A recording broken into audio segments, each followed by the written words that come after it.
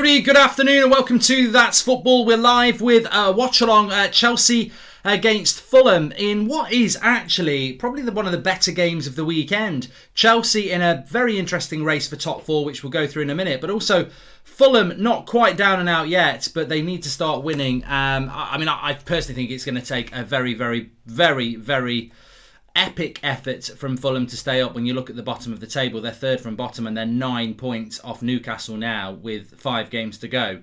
They would have to win today and hope that results start to go their way. It's last chance saloon for Fulham, and it would take a huge effort. In relation to the top four race, Chelsea hold on to 4th place at the moment. Interestingly enough, if they were to win today, they'd only be 2 points behind Leicester. Leicester on 63 points after their draw last night. 58 points for Chelsea in 4th. 55 points for West Ham in 5th and 54 points with Liverpool there as well. I mean, Spurs seem to always be touching around 4th, but I think we can discount them. Liverpool, if they were to beat Manchester United tomorrow, I mean, look, they can stay in the race, but they are 4 points off Chelsea. West Ham 3 points off Chelsea. Chelsea could do with a win today just to not open the door to those teams behind them. So I expect a good game because I think both teams need to try and win it. Team news we will go through, of course. If United win tomorrow, is top 4 impossible for Liverpool, says Leo. I think I would have to agree with you, Leo. I think if Liverpool were to lose tomorrow or even draw tomorrow, I don't see them getting top 4 at all, which would mean Europa League football for Liverpool next season. There's no cup games for them, is there? So they wouldn't be able to. I don't think it would be possible for them to do it. Gilmour's playing. Well, I'm just about to give you the team news now. So, team news for the match today. Chelsea have got Mendy in goal. Obviously got a massive game on Wednesday night against Real Madrid in the second leg of the Champions League semi-final. So they have made a few changes. Mendy goes in goal. Christensen, Thiago Silva and Zuma as their back three. No Rudiger today. James and it looks like Chilwell as the fullbacks with Gilmour, Mount and... I'm trying to see who it would be, 23 and 19. I suppose it's Gilmour and Mount as the holding midfielders, which is quite interesting because they've then got Ziyech, Werner and Havertz. So no Kovacic, obviously he's still injured. Kante and Jorginho are on the bench, as is Pulisic and Azpilicueta. Rudiger not there at all. Maybe he's injured, I don't know. So they've gone quite interesting there. They've a lot. I mean, look, they've got Mount, Ziyech, Werner and Havertz on the same pitch. So there's a lot of creativity there. As for Fulham, Areola, Einar, Anderson, Tosin, Robinson, Cordova, Reed, Nguisi, Lemina, Lookman, Maja and Cavallero. So, Chelsea making a few changes, but they'll become... I think this is a game that if Chelsea were to win it, it definitely does give them a huge opportunity to get top 4. Obviously, their only chance of getting into the Champions League next year is to win the Champions League or top 4. And of course, top 4 would probably be the one that's easier.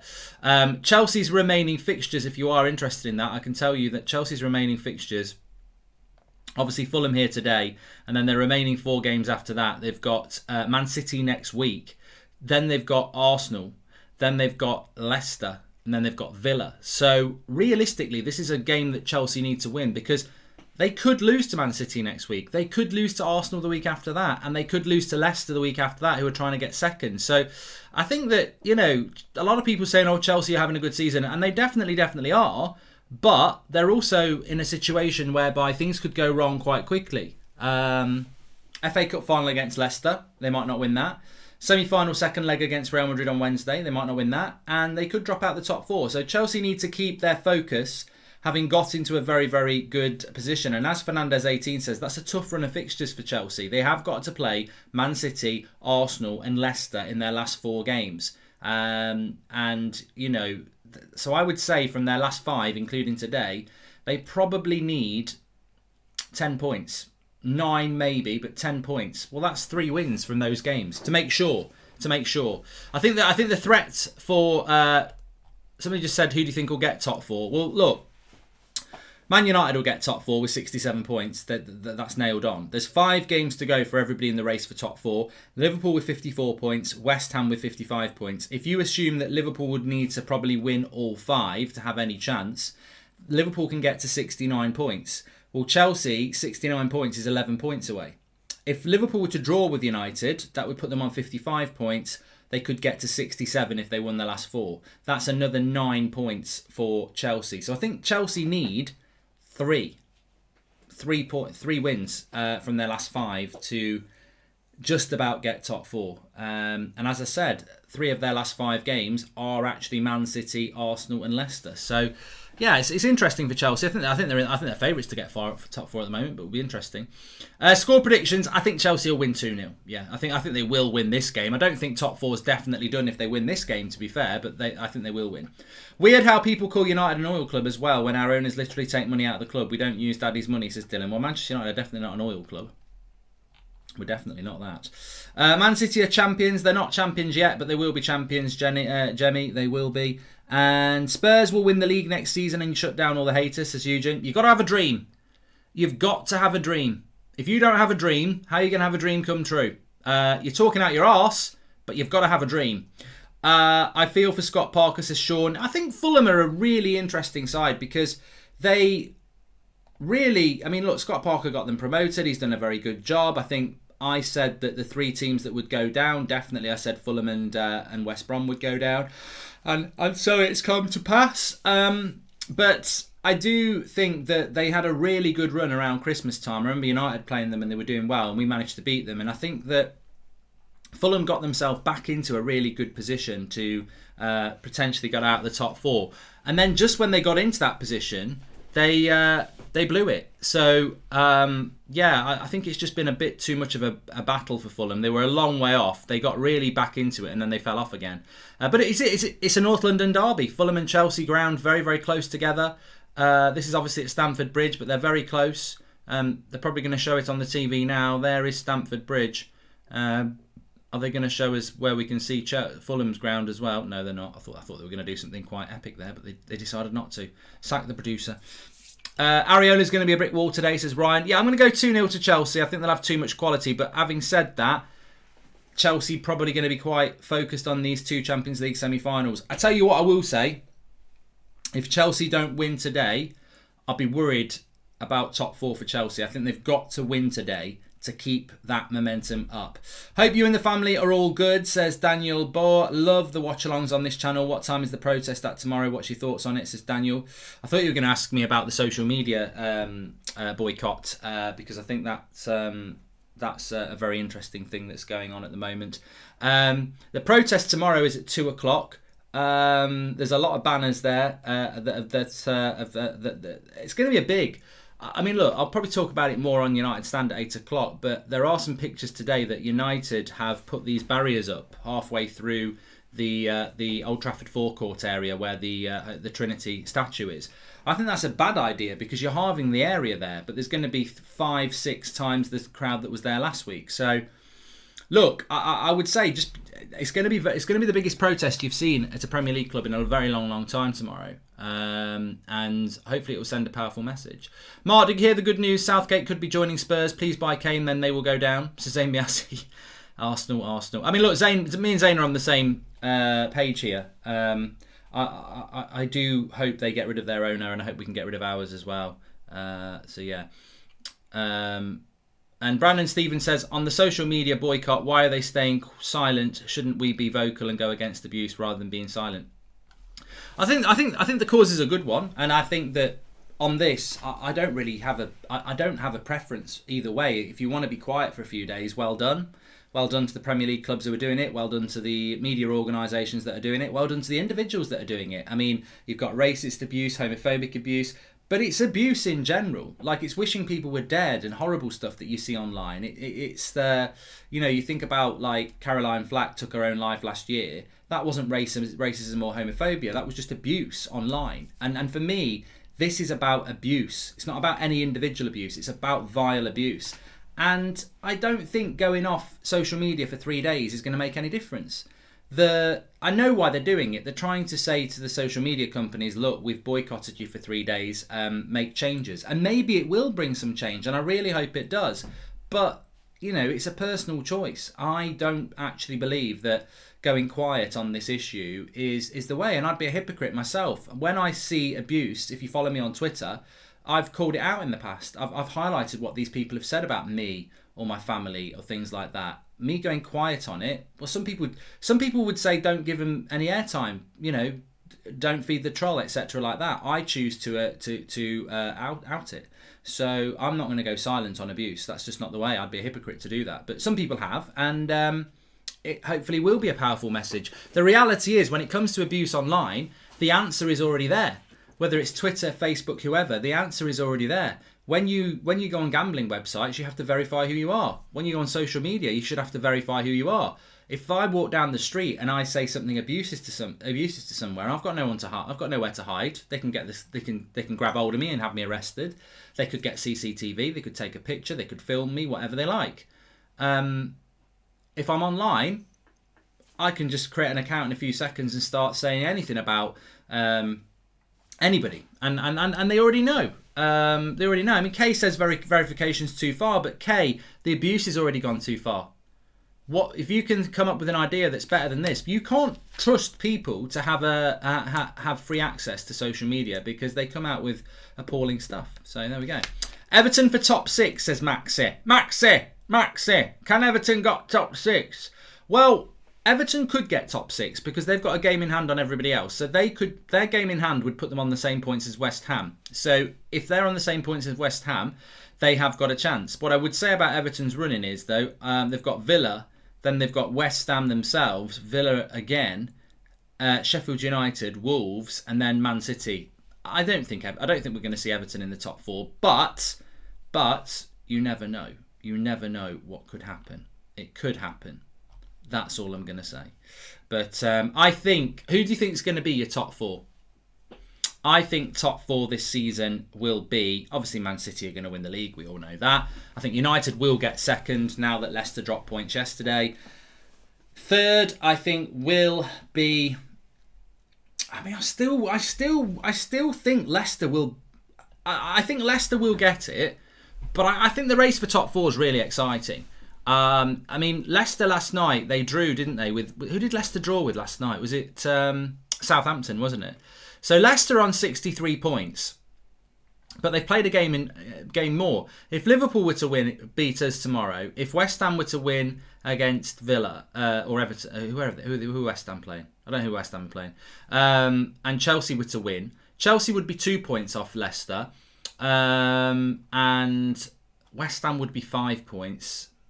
Leicester should be okay. I think Leicester should be okay. Their fixtures are thus. They've got Newcastle on Friday, which they should win. Then they've got United. Then they've got Chelsea. Then they've got Spurs. I mean, 4 games to go for Leicester. They could lose to United, Chelsea and Spurs. So how many points would Leicester have if that happened? I mean, really, Leicester could just end up with 66 points. Would that be enough? I personally think if you get 68 points, you'll get top 4. I think that's what you've got to aim for. Anyway, we're about to kick off here. Zane says, Mark, did you see Riola said Real have enough money for Haaland? Also, why don't you sign Ronaldo, as it could be good to see him back and he could replace Ollie when he eventually leaves. He's got the winning mentality. I'll be talking about Riola's comments at 8 o'clock on the United Stand show.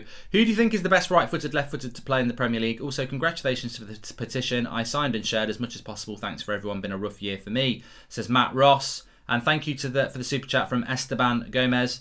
If you want to sign the petition, I think it's still in the video description. In fact, it is. And I'm sorry to hear you've had a tough time, Matt, but hopefully things are getting better.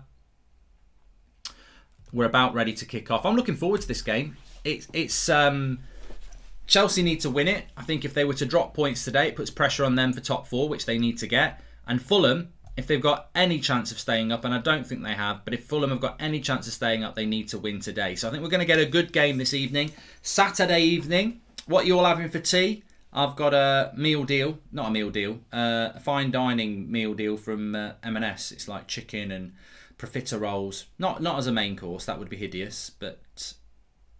Thanks everyone who's been watching my channel, by the way. The Goldbridge reacts to TikToks. Really enjoying that.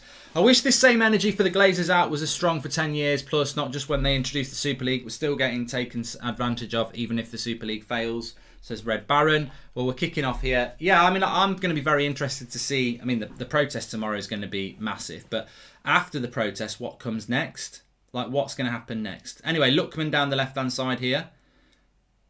Christensen does well. Do you think Spurs could get top 4? No. I don't. Brighton beat Leeds 2-0. Typical sort of Leeds game, really, isn't it? To draw, to lose. Having drawn with United and beat Liverpool in their last... drawn with United and drawn with Liverpool in the last 2 games. They then go and lose to Brighton. But I think it's a quality issue for Leeds. I think Leeds are the typical side that can beat anybody and lose to anybody. And that's why they're inconsistent. But it is their first season back. It'd be interesting to see who they keep hold of. But this game's had a good quick start. Fulham looking like they're up for it, which is good to see. Alex is having fish and chips.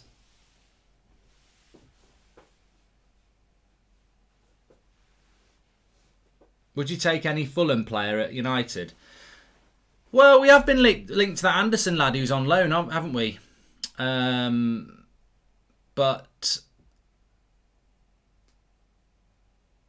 I'm not sure there's a Fulham player that I would really like. I mean, Lookman's an interesting player. Their midfield is quite energetic. They've got some interesting midfielders, so...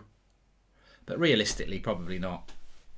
YT's having steak. I remember when I was in my younger days, I used to have steak most Saturday nights. We used to have steak. Used to have chips, steak, beans, mushrooms, a poached egg, and garlic bread with it. Lovely, loved it. Oh, a lovely run here, and it's cleared away, unfortunately.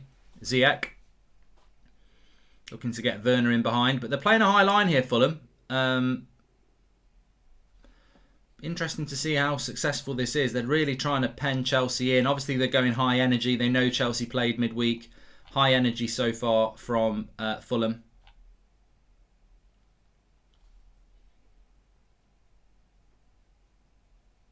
And Anguissa there. Just couldn't take it down.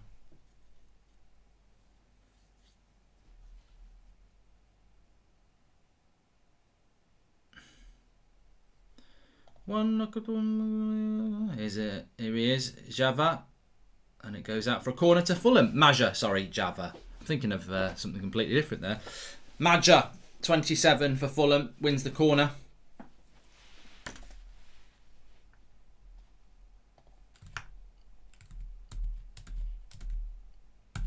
Thanks everyone for tuning in, by the way.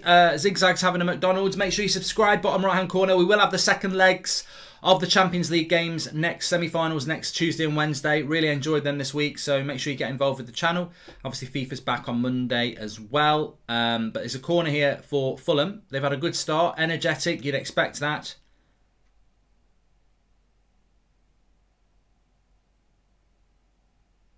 Rohit says, do you think all the games that Chelsea have got will be a problem for them?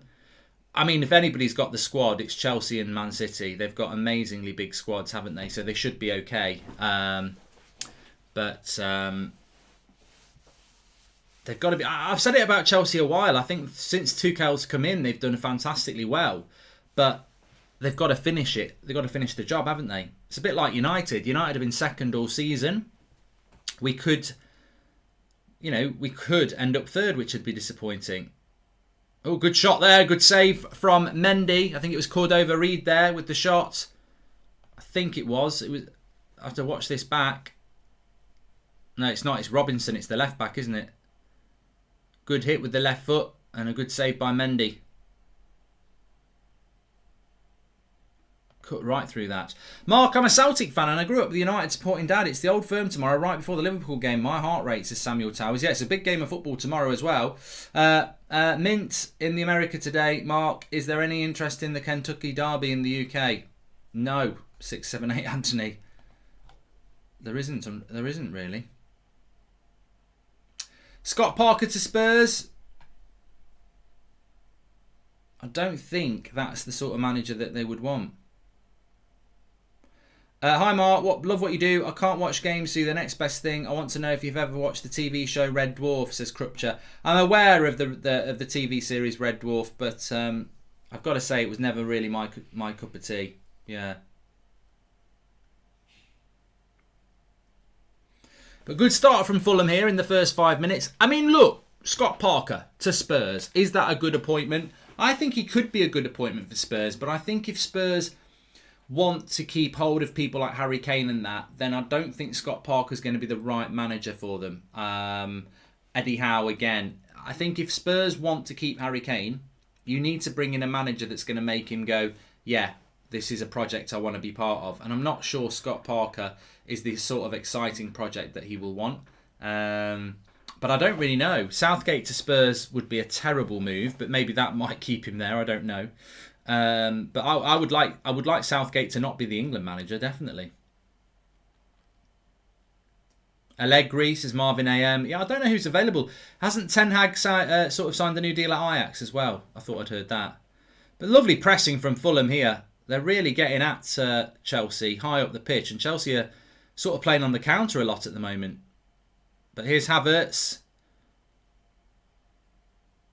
He's done well there. Gets it wide to Chilwell. Edge of the box to Ziyech. Into Mason Mount. And I tell you what, that's gone out for a throw in, and I pretty much think Werner again could have been in. Werner does well in the build up here, gets it right wide to Havertz. Yeah, you need to play this on a lot quicker than this. We don't need to watch the whole bloody build up again. Bloody hell. Who's the cameraman?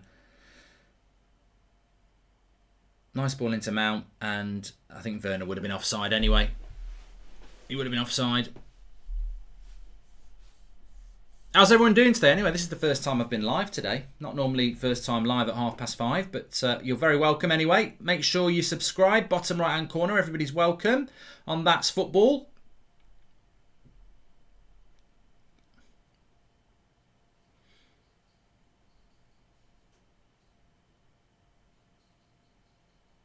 Abdullah says that Werner's been terrible for us. Do you want to laugh? I said with my chest that I thought Werner would win the Golden Boot this year. Can't wait to do my reaction to last year's to this season's predictions, because I know they were bloody terrible.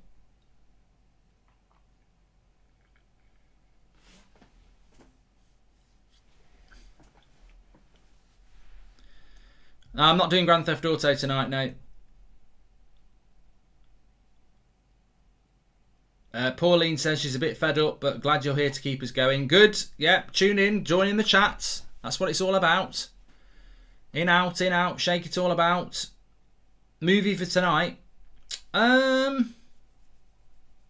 tell you what I have watched this week that's really good. And I can tell it's good because I've blitzed through it very, very quickly.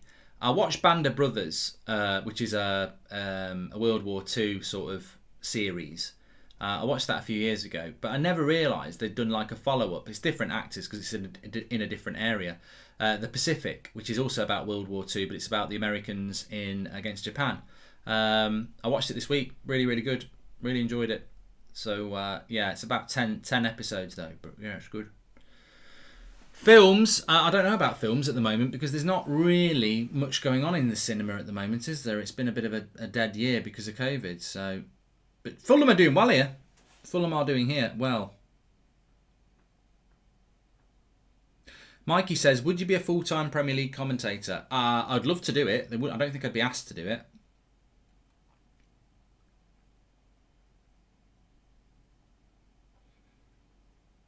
I think for Chelsea, this is a difficult game. Mentally, you're in the... You know, this is like a sandwich. It's a bit like a shit sandwich, really. You've got the Real Madrid sandwich. First leg, you've played it. Second leg, you're thinking about it. And in between, you've got this Fulham game that you know you need to win because it's a race for top four. It's also a North London derby. Fulham are desperate to win and they're going to be energetic. And you're just like, if you're Tuchel, you're like, I just want to win this one. I don't care how we win it. What a goal. What a goal. Mason Mount, that is so... I'm in awe of Mason Mount at the moment. He's just playing so well. He plucks it out of the air and he just plays Havertz in, and there's nothing Fulham can do. And that's just one goal from nothing. Absolutely nothing. I applaud Mason Mount. Havertz with the goal. But watch the way he takes this out of the air. It's a long ball, and they've been hitting these long balls for the first 10 minutes. And Mason Mount just plucks it out of the air and then feeds it in.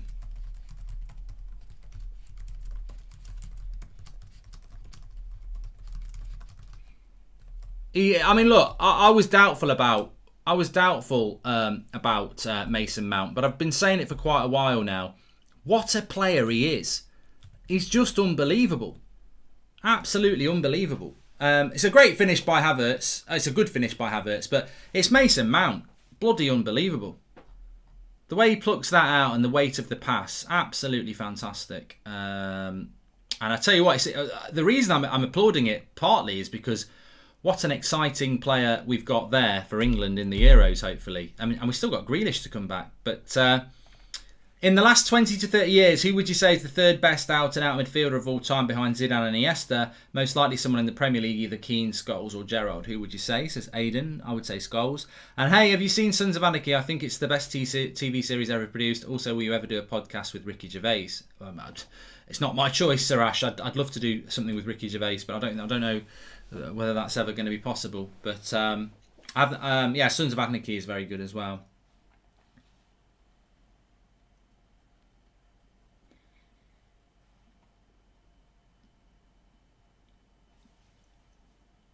Good ball by the centre-back as well, says Ryan Martin. Yeah, don't shout that out.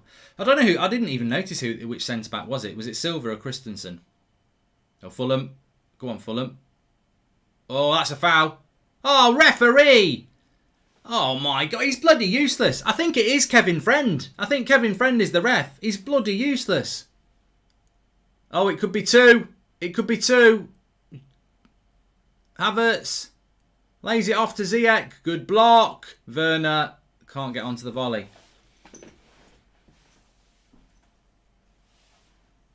That was a clear foul on the Fulham player because he's actually skinned him and then been fouled.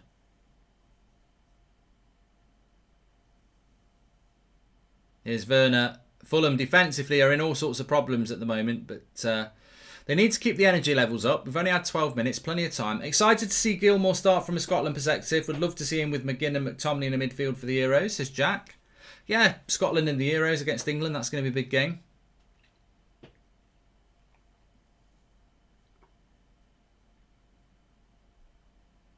Havertz scored, Benedict, assisted by Mount, 1-0 to Chelsea. Spurs job, Sol Campbell, you heard it here first, is lucky. I mean, if Sol Campbell got the Spurs job, wow, that would be... that won't happen. What am I thinking about?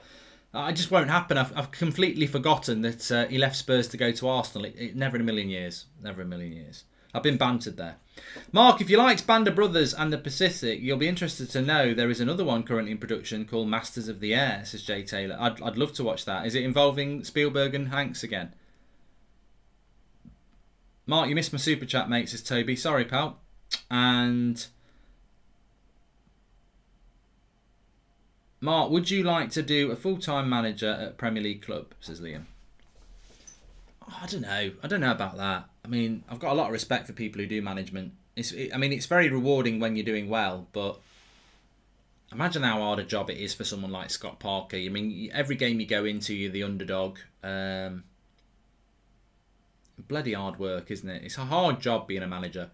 I'd be very surprised if we ever saw Jamie Carragher being a manager. I think he's got the perfect job, hasn't he?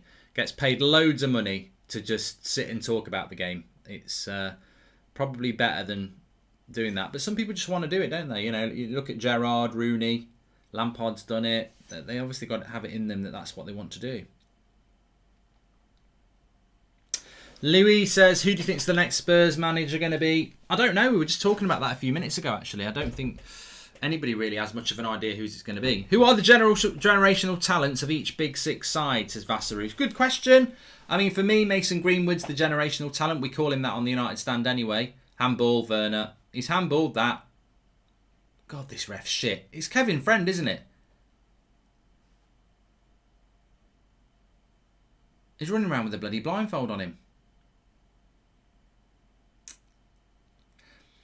You said, I was going to say Saka from Arsenal, but you said top six, so that's not Arsenal. Leicester, I quite like the fullbacks they've got, Justin and Thomas. I quite like those. I know one of them's injured, but I think they've done very well. Man City, Foden, obviously. Chelsea, well, Harold Mason Mount, because I think he's fantastic. Liverpool, I don't really know about Liverpool, really. I don't really know about Liverpool. And they're not top 6 at the moment either. I like Saka, TDJ. And I do think Arsenal will win against Villarreal on Thursday. I think that they can't play that badly again, and they only lost 2-1. So I think that they've got a good chance.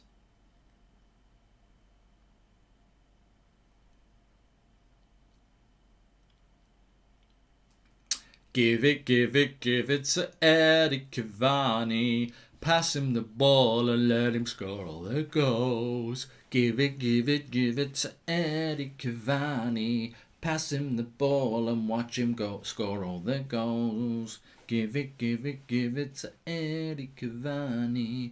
Pass him the ball and let him score all the goals. He has got to have one of the best celebrations ever. I love it. What a brilliant celebration that is.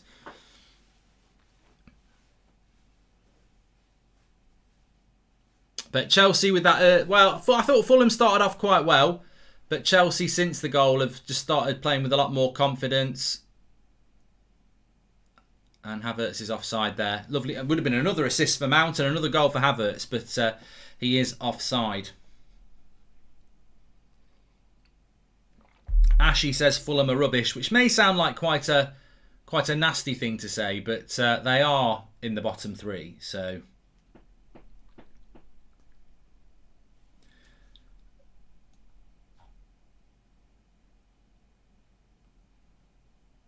just Football Always says just started YouTube. Any advice? Oh God, mate. Do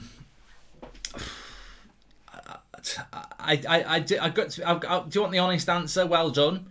But the honest answer is that it's a little bit like coming into Britpop at the end. I just think that when I started doing it, there wasn't many doing it, and now, as is always the way, because people see people doing it and they want to do it, there's just so many people doing it now. I don't really have any advice other than just be yourself. That's all you can be, because it's very difficult. It's very difficult now. There's so many. I mean, I was on there the other day and I was trying to find a live stream for some reason when I was already live, and there was about 90 watch-alongs of Man United live on YouTube, and I was like, I remember when we used to be the only one, and I'm like, of course most of them have only got like 10, 12 viewers, but you know, to rise through all that lot is very difficult. So I take my hat off to you, but you know, maybe try and be the next thing. You know, the thing about life is, whether it's Britpop, football, YouTube, whatever, there's something that's going to happen that people are going to go, I wish I'd thought of that. You know, try and be the next thing, whatever that is. Cavani celebration is good, but I love the Aubameyang front flip. Just need to see it a couple of times this coming Thursday, says David Nardiolo. And shouldn't Pogba play in the right midfield because Rashford plays on the left mid, says FH66 Games.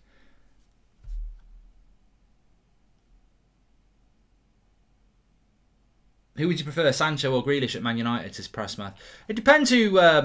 I'd say Sancho if Pogba stays. If Pogba goes, I think Grealish would be a very good replacement for him. I'm not answering this question, Vignesh. Favourite ever Leicester player? Do I look like I'm a Leicester fan? I don't fucking know who the best Leicester player is. Matt Elliott. Jamie Vardy, I don't know. It's a good run. And it's gone out for a throw in there. It was a good run there from Fulham, number 18, Lamina. There's been a bit of interest around Lamina, actually. Not a terrible player.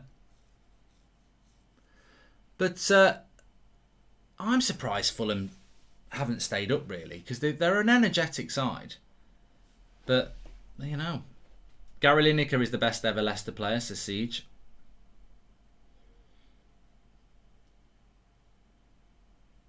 What do you think of Everton's future, Mark? Ancelotti really shaping them up to be a top club. Good manager. In fact, I would say great manager. I'm a very, very big fan of Ancelotti. Great manager. Got the money. I think with Everton this season, I've said it a few times on this channel, they bought really well last summer with James Rodriguez and Alan and Decore. They bought well. What they need to do now is go and have another summer like that. 3 or 4 players to add and not lose any. And then what Everton need is squad depth. If Calvert-Lewin's out, or Richarlison's out, or Rodriguez is out, then they're not as strong. They need to start. But what Everton need to do if they want to be a big club is they've got to look at what Chelsea and Man City have done. Look at Chelsea and Man City's bench. It's better than most teams' first team. So that's what Everton need to do.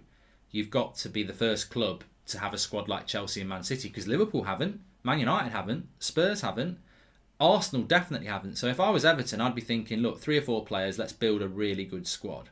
But I don't know whether they'll do that. They've got the money, I think. H. Dyer's eating a pizza. I'm hungry. I am hungry. Oh, hold on. Good block there. Good block from Cordova Reed. Thiago Silva got across. It's another corner. Fulham looking like a threat. Favourite Belgian team, says Flo. Don't have one, don't watch it.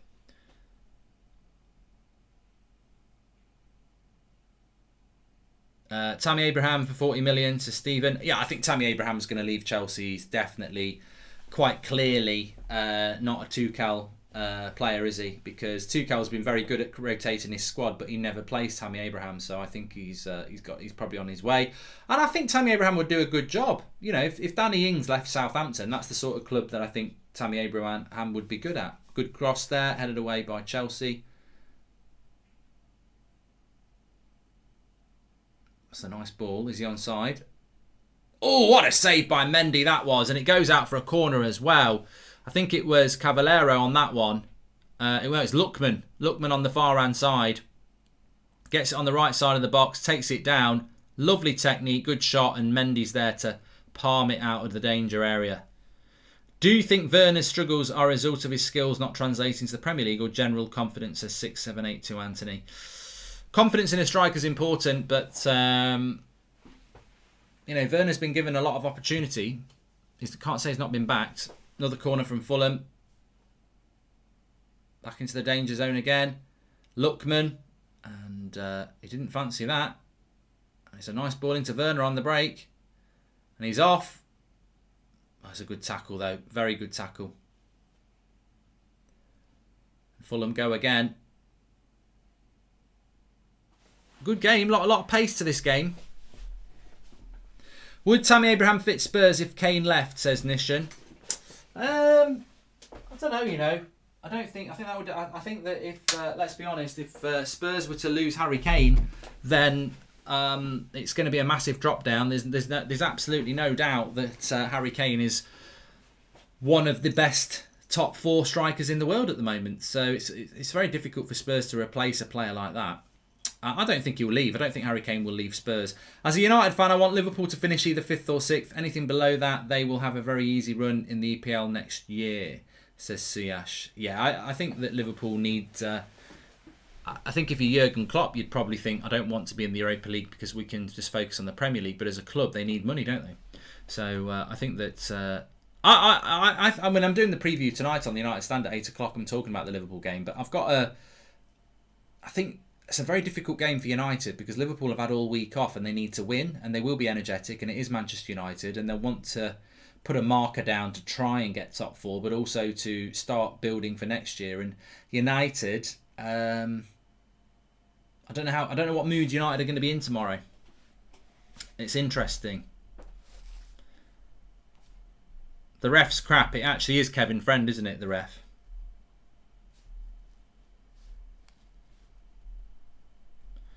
Give it. It's on my head now, I'm sorry.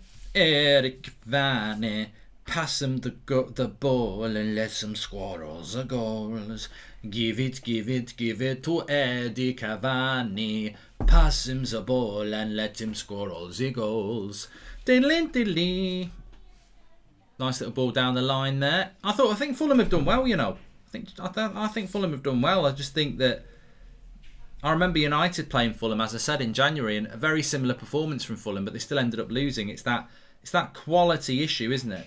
The quality is lacking for Fulham. The endeavour's there, the coaching is there, and I think he's constructed a team that's full of energy, but they just lack a little bit of quality. They're on the attack here, though. Nice little ball into Robinson. Cuts it back, lays it off. Ziyech doesn't win it in the box. Lookman's got it back again. Little dink by Robinson. That's going to end up with the keeper and a goal kick.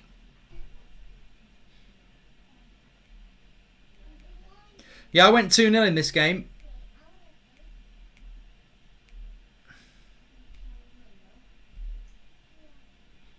Pass him the ball and let him score all the goals. Give it to Eric Cavani. La, la, la, la, la. What do you think of Philip Coutinho signing for Everton? I didn't know he had Abdi. Always remember Nicolas Anelka's butterfly celebration and did it at school. Smooth. Top 3 celebrations off the top of your head, Mark, says Danny Palmer. I tell you what, I hate that. Was it Bebeto? No, I don't hate him personally, but in the '95 World Cup when they all did it in a row for a baby, crap, boring. I used to love Lee Sharp. Lee Sharp was one of my. I proper preferred Lee Sharp to Ryan Giggs at the start. I just preferred Lee Sharp. Ryan Giggs was the better player, and as that was proven, but I did like Lee Sharp, and his celebrations were fantastic. He used to run to the corner and grab the corner flag and sort of like do an Elvis thing, which was great. He had the Lee Sharp jig, which was sort of like that. It was brilliant. I can't remember who. I think it was somebody used to have one that I quite liked, which was sort of like a 6-gun salute. It was like I quite like that because I like cowboy films. Yeah. Give us some ideas. Dentist chair by Gascoigne was great. Yeah, Shearer's was boring. That was Shearer's running along. Boring, Alan. Top scorer in Premier League history and one of the worst celebrations. I mean, imagine if he'd had a Cavani one. How much more appreciated he would have been. Peter Crouch's robot. I liked that Spire, was it, at Newcastle, kicking the taking your top off and kicking the crap out of the advertising boards. That was one of the funny ones. Oh, I tell you who's I absolutely hated, and he's a boring prat in real life as well. Can you guess his name? I hated that one. Even when he scored for England, I hated it. It was rubbish. You know, it's those people who think that they're doing a good one and they're doing a really rubbish one. I mean, Nani's was good, but he's not trying to win an Olympic gold at gymnastics. You know, I could never replicate. If I tried to replicate, and actually, Leo Cullis has just said Nani's backflip. If I tried to replicate that, I'd knock myself out as my head just whacked the floor. Yeah, Michael Owen was that one, by the way. He used to stand there and go, right, fuck off. But Fulham are doing well here.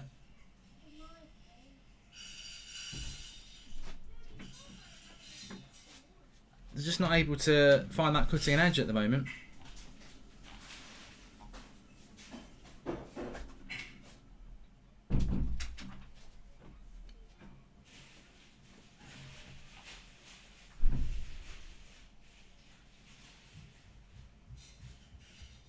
Jay Ling's moonwork versus Arsenal, says Shannon. Yeah, that was very enjoyable.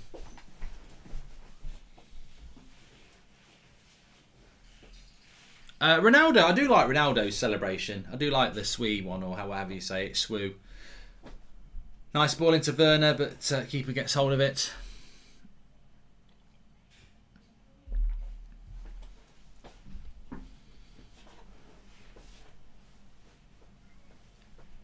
Give it, man. Some bargains to be had from this Fulham team, says Matthew. Yeah, but with the parachute payments, will they all leave? I mean, look at that's one thing that I think we've seen it, haven't we, with Norwich coming straight back up. That this could be the first season ever, I think, where the 3 teams that got relegated come straight back up, because Norwich have come straight back up. Watford are going to come straight back up, or have come straight back up. And obviously Bournemouth are in the playoffs. So those parachute payments are huge, because if you look at that Norwich side that's been playing, a lot of those players were in the Premier League last year. Same with Watford. So there is, maybe Fulham won't sell players. Maybe they'll keep them all for a year. Rooney's knockout 1 marks is rid off the red.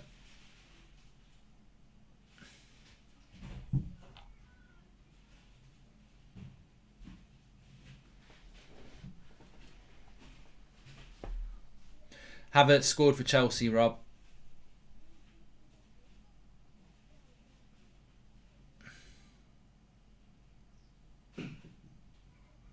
Timer, what's wrong with the timer? Yeah, I don't know. It's jumping 2 at a time. It's really weird. See if we can fix that.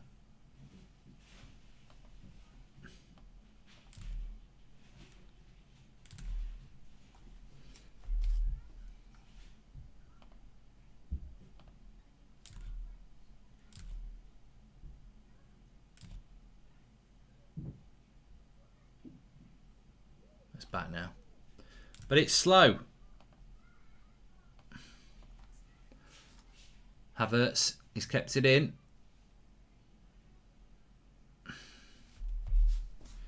I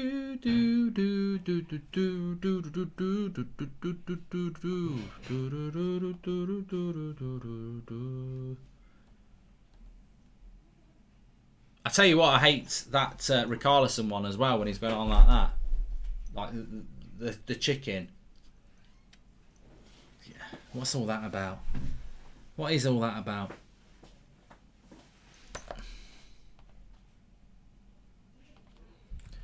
There's just here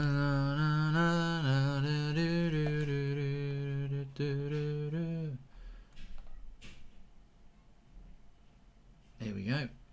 Mark, what about Richarlison's chicken dance? We know you hate it, says Ben. Yeah, I knew there was a reason why I was talking about that. So yeah, thank you very much for reminding me about that. So we've had just over half an hour here. Chelsea winning 2-0, 1-0 at the moment, sorry. Although it's been quite an equal game. I think that Fulham have done quite well.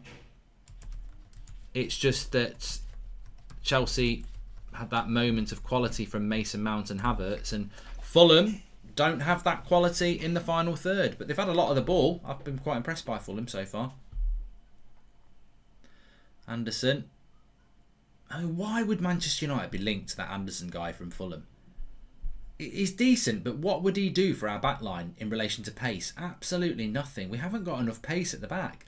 Mark, why do you think the powers that be at Man United don't consider Basuma as a CDM, since they're always out for a cheap fix? He's brilliant, says Baloo. I don't know. I think he would be good.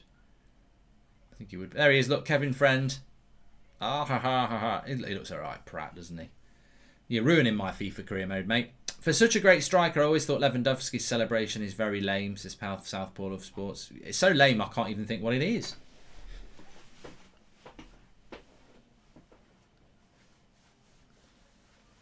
Roger Miller dancing. Aiden, yeah, I remember that one. Got to be old for that.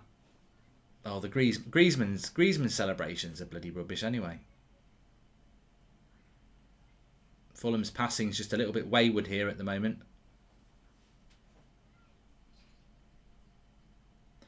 Who's more important to United, Pogba or Cavani? Well, it's Pogba for many reasons, isn't it? But also age. Cavani will only have 1 more year, whereas if you keep Pogba, you'd probably get another 4 or 5 out of him.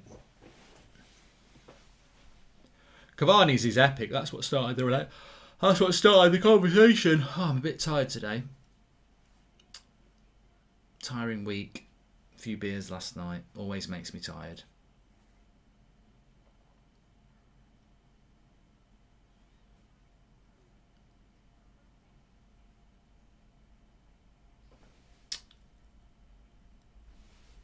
What was that about? Mark, do you think England have ever had this good of depth, says Ryan? Yeah, we've had better depth than now. England haven't got great depth. Like, tell me where England have got great depth apart from in the attacking midfield position and left back. We've got we've got 2 good left backs. We've got a few good right backs. We haven't got loads of good centre backs. We haven't got loads of good CDMs. We're okay up front, I think, with Kane and Calvert-Lewin, and even people like Danny Ings are useful, and Ollie Watkins. Centre attacking midfield, we're blessed, and out wide therefore. But the holding midfielders and the centre-backs, I don't think we're really blessed that well. And goalkeeper, I mean, I don't think we're that great at goalkeeper. I like Henderson and Pope. I don't really like Pickford, and he's the number one. There was something in the air that night. The stars were bright. Fernando. I had to do it since you mentioned Dancing to ABBA, says Racehorse Red. And no songs for us today, says Sheg.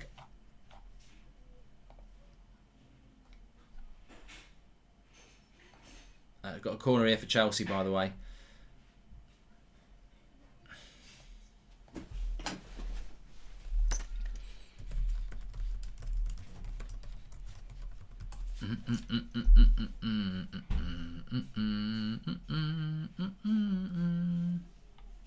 Just having a quick look at what the fixtures are. Arsenal have got Newcastle at 2 o'clock tomorrow. Obviously, Man United against Liverpool at 4:30. We'll be live on the United Stand for that. Tottenham play Sheffield United. Then West Brom play Wolves and Burnley play West Ham on Monday.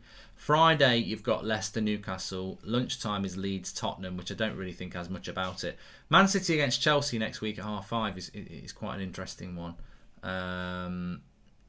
In the race for top 4. Man City may well have already won the title by then. If I don't know, I'll have a look at the league in a minute. I know if Man United lose to Liverpool, Man City have won the title, but I don't know what happens if it's a draw. Liverpool play Southampton, West Ham play Everton, and Arsenal play West Brom. So interesting with that. Let's have a look at the BBC Premier League table. Premier League table at the moment, Manchester City have got 80 points and Manchester United have got 67. So goal difference is better for Man City. Yeah, if Man United lose to Liverpool tomorrow, Man City have won the title. If they draw with Liverpool, then it's a 12-point gap. So technically, they haven't won the league yet, because if they lose their last 4 and Man United win their last 4, then Man United could win the title. So, look, Man City are going to win the title. We know that. I know it wasn't the first one, but the Messi kit celebration is a good one, to Southpaw of Sports. And I want to say sorry for trying to trick you to say I will only try and trick you with names like Dixon. It's crazy. Yeah. You're blocked anyway because it's a racist term, mate. So your apology's not accepted. I didn't realise that you tried to get me to say that, but you can do one. Thank you very much. Trying to get somebody to say a racist term. That's not even funny, is it? So, goodbye. Don't think anybody wants you on here anyway. Go and have a long, hard think about what you've done. Mouse and Mason Mount did not score. It was Havertz.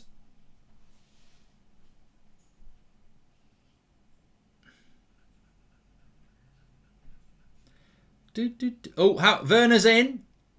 Lovely, lovely goal. Oh, what a save by Areola. Oh, that is immense.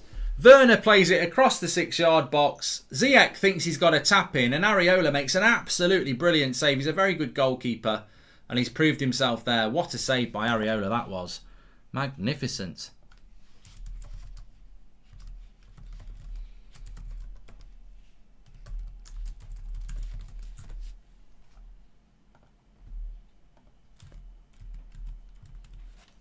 Ziyech should have scored. It's the sort of thing you'd expect Werner to miss, but it was Ziyech that time. Cracking save, says Akash.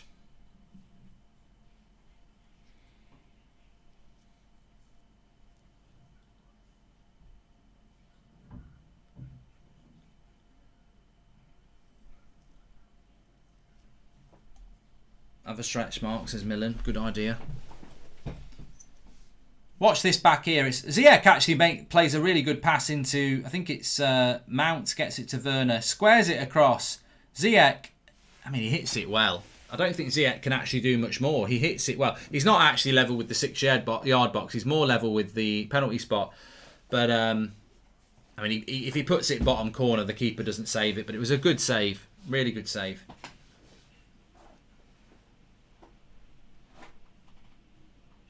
And Werner's in again, behind. And he gets the shot off. Another save by Areola. A little bit an easier save, that one, but Werner gets the shot off. Joe says Diaz and Pepe are better than Maguire and Stones. Oh, it's Portugal centre-backs against English centre-backs. I don't know about that. I'm not saying you're wrong. I don't think you're necessarily correct. Serran's fasting, so nothing for tea. How long do you have to fast till tonight then? And how long is left in the fasting period?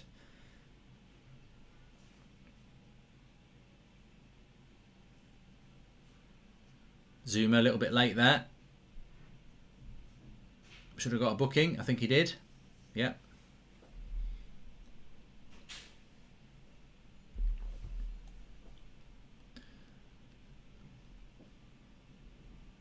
It's till 7 o'clock tonight, apparently. So when the sun goes down, says Stephen United. And there's 2 weeks left, says Hamza. It will finish at about 8:40 tonight, says Kazim.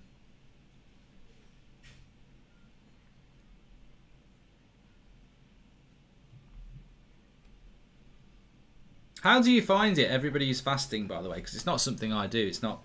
I don't do it. It's not. You know, I'm not. That's not my religion. So, but how do you find it? Is it? Do you find it very difficult? Do you feel any benefits from it? I mean, you know, when it's all over, do you feel, you know, do you feel different for doing it? Because it's also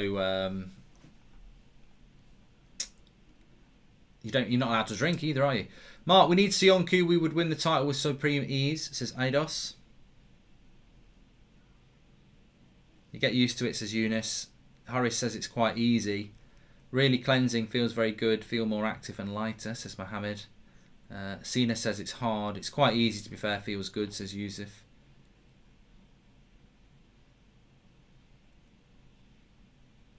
And Akash says it's very hard to fast. Respect to all fasting brothers.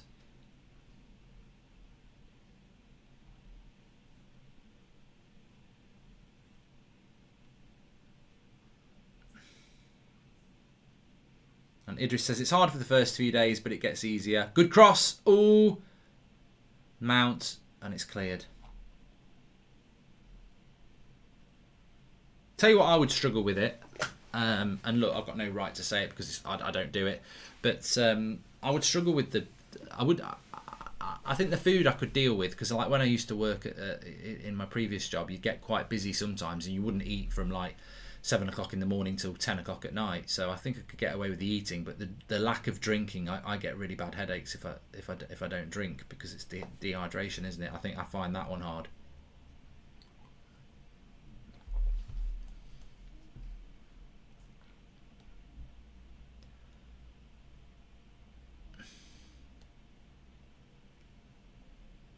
James Rose says we need Chelsea to win. I wouldn't worry too much, James. He's a Newcastle fan. I really wouldn't worry too much about that. I think Fulham 9 points off Newcastle, who are fourth from bottom. So I think that it would take look, Fulham have got 45 minutes to get back into this game. Even if they did do that, they'd still be 6 points off Newcastle with 4 to play. And Fulham's remaining fixtures in May are Burnley, Southampton, Manchester United and Newcastle last game of the season. So I suppose I can see what you mean there, because if Fulham beat you and they win tonight, they could technically get down to 3 points off. It's not really... I suppose there's a 6-pointer fixture there, isn't it? But Mark, what do you think about Sanderberg as CDM for United, says Troy?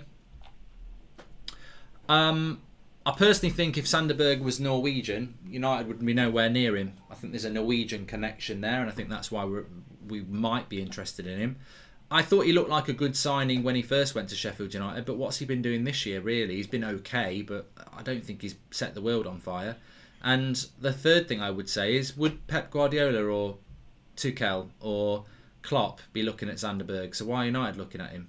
I just think if we are looking at him, it's probably for all the wrong reasons, but, you know, doesn't mean... He might be a good signing, but he's not... I think people have already mentioned Bissouma. He has been injured a lot as well, as a lot of people are saying. But I think the simple thing for me is Sanderberg or Bissouma. Bissouma is the sort of player that I think that a top club would want. So why United aren't after him? I don't think top clubs will be looking at Sanderberg. And I do think it's because he's Norwegian that we might be.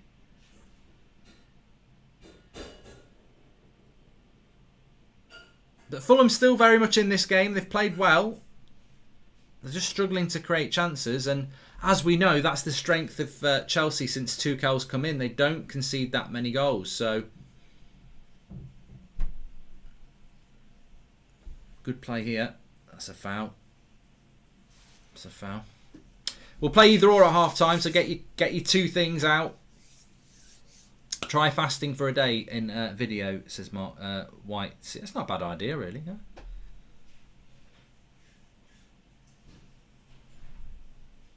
Elliot's having McDonald's tonight. What's being cooked, Mark? I think it's pasta for the kids' tea. We've got like chicken and stuff, I think. Like a meal finest from Tesco or something. Have a glass of red. Lewis says, what's your top 3 lagers? I've got no interest, Lewis. People keep asking me this. I mean, at the end of the day, if I go to a pub, I'll say a pint of lager and they'll say, what do you want? And they'll tell me the list. I'll have a different one every time. I'm really not a lager connoisseur, I suppose. Same with whiskey. I'm not really that bothered. Oh, what a save by Mendy. That should have been 1-1. I thought it was actually in. He can't believe it. He can't believe it. What a save just before half-time. Comes to the edge of the box, takes it down. It's a lovely volley. And, well, to be fair, Mendy makes an even better save because it deflects. Deflects off Reece James and he just puts his arm out. Great save by Mendy. Fantastic reactions. And it remains 1-0 to Chelsea at half-time. So 2 good saves in that half. One from Areola and one from Mendy. And it remains 1-0 to Chelsea as we hit half-time. But look, lots of energy from Fulham. And I think whilst it's 1-0, there's always a chance. I think if Chelsea get the second goal, it's going to be very difficult for them to come back into it. But 1-0 at half-time to Chelsea. Make sure you subscribe, bottom right-hand corner. Right, let's play a bit of either or. Not a lot to talk about from that first half, really. Fulham, very energetic, but not really able to cause Chelsea too many problems.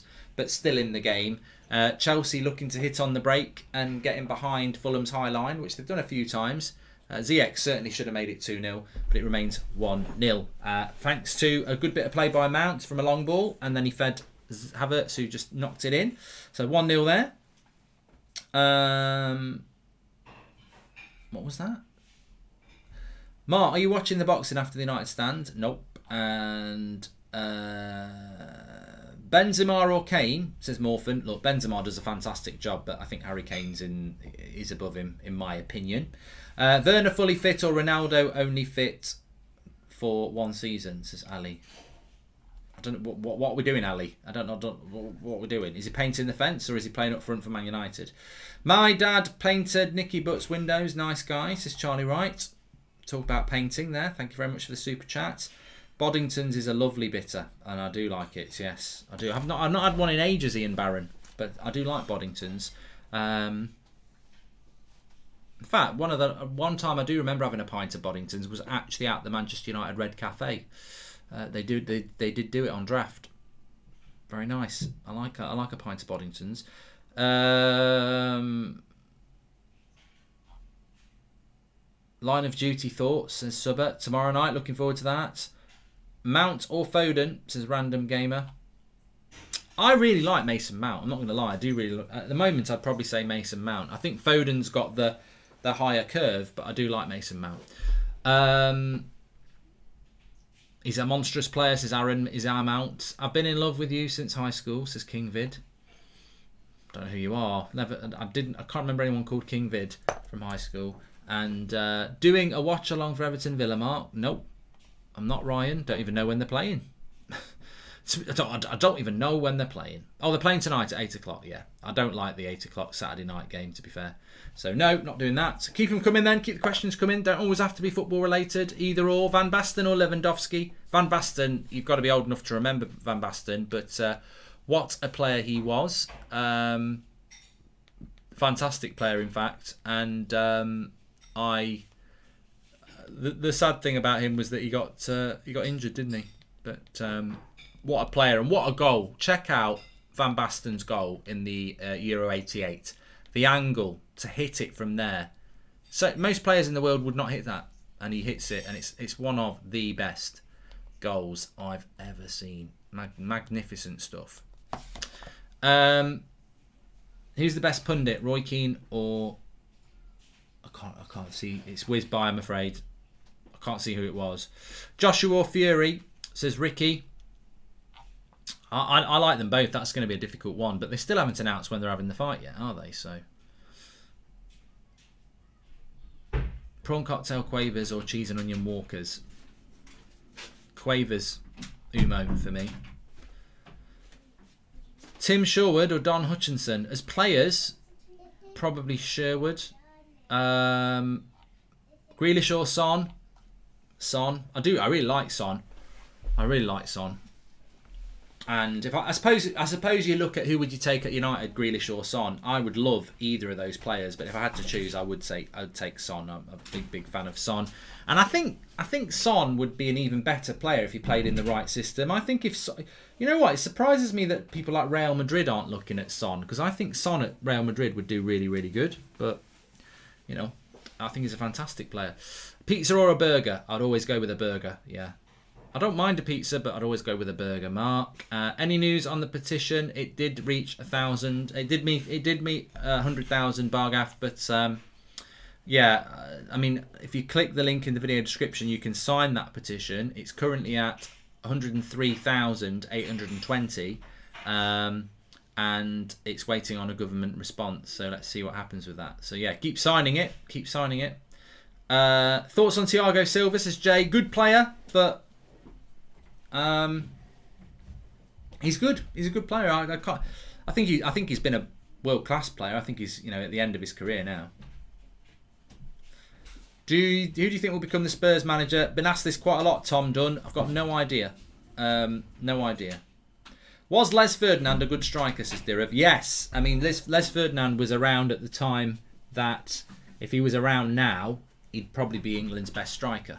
But Les Ferdinand played when we had Shearer, Sheringham, Fowler, Wright, Sutton, Collymore. There was so many good strikers around at that time that, and let's not forget, he didn't necessarily play a front two. So, it might be, but Les Ferdinand was a good striker. I mean, look, he was at QPR. He was a very good striker at QPR. And then he went to Newcastle and scored a load of goals as well. And he was at Spurs. So he's a very, very good striker. Very good striker. Do I think he was better than Kane? Well, you know what?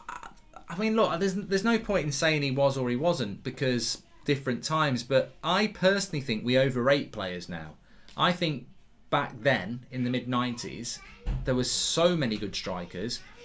I don't think Danny Ings is anywhere near the level of an Ian Wright or a Les Ferdinand or a Chris Sutton. Or I think we were blessed with some absolutely brilliant strikers. Robbie Fowler, as much as he was a Scouser, what a striker he was! Unbelievable.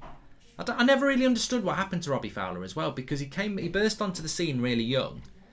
He was unbelievable, and then he just sort of tailed off. I don't know whether it was injuries or whatever. So I think we overrate players now. I think we've got some fantastic players around, but I do think we overrate them. Super chat from Luke Townsend. He says, "Do you think we'll beat Liverpool tomorrow?" I'm talking about it at 8 o'clock, Luke. So we'll see.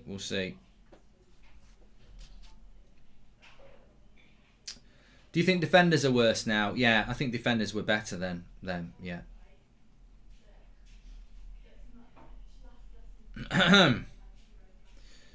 Reguilon or Tierney? I like Tierney.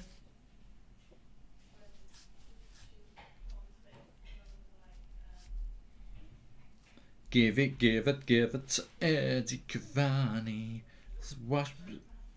And all the goals.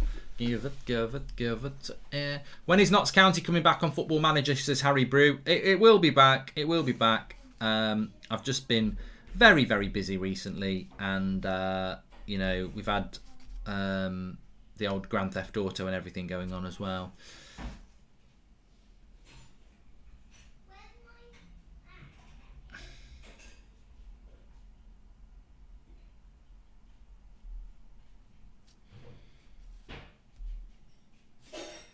Everything was better when we get then we get it, says Football.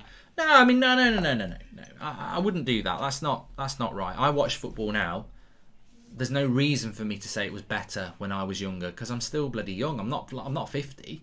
You know, I still love football as much as I did when I was younger. I just think that we do overhype players now, but I think the media do that because everything's now, you know, we're all victims of the media. The media hype everything up now because they want your eyes. There's way more money and sponsorship in football now than there was 20 years ago. So everything gets hyped up. Why do you think every single year Gary Lineker and that lot start talking about the best team ever? This Premier League team's every season, it's the best Premier League side ever. We had it with Liverpool last year. We've had it with City. We've had it with City again. We had it with City a couple of years ago. Everything's the best ever now, and that can't be right, can it? Not every Premier League winner can be the best side ever. So, reckon we can beat Villarreal? I'm not too sure, says Notorious. I really do think Arsenal will be in the final with Man United, yeah. Do I want you to be? It's such a difficult thing. Do I want Man United versus Arsenal in the Europa League final, or do I want Villarreal? I think we've got a better chance against Villarreal than we have against Arsenal. But then also I think life's for living. You know, do you want to avoid Arsenal because they might beat you, or do you want the big final that everyone's going to get hyped up for? And Man United Arsenal in the Europa League final is going to be a much bigger game than Villarreal against Manchester United. So look, I'm not really fussed. I can understand both sides, but I think I want to win it, so I'd probably prefer Villarreal. But that doesn't mean we would win it. Only person I see replacing Cavani should be Ronaldo. One last dance. Raiola talking about swap for Pogba. Don't want Hazard, but Varane or Casemiro, says Ronald Jacob. What advice would you give to people like me starting out in the world of YouTube? You've built a product from scratch and created so much top content as football is, and that's what you want. Mate, the problem you've got, and I spoke about it before, thanks for the super chat, the problem you've got is that you're the second person in the last half an hour to ask me the same thing. You and that person and every other person who's starting out in YouTube is your problem. I can't give you any advice other than to say, be yourself. Don't try and imitate anybody else because it never works. If you start trying to be the next Mark Goldbridge or the next DT, you're going to fail because there's the original people will say, oh, you're just trying to be like that. So you've got to be unique.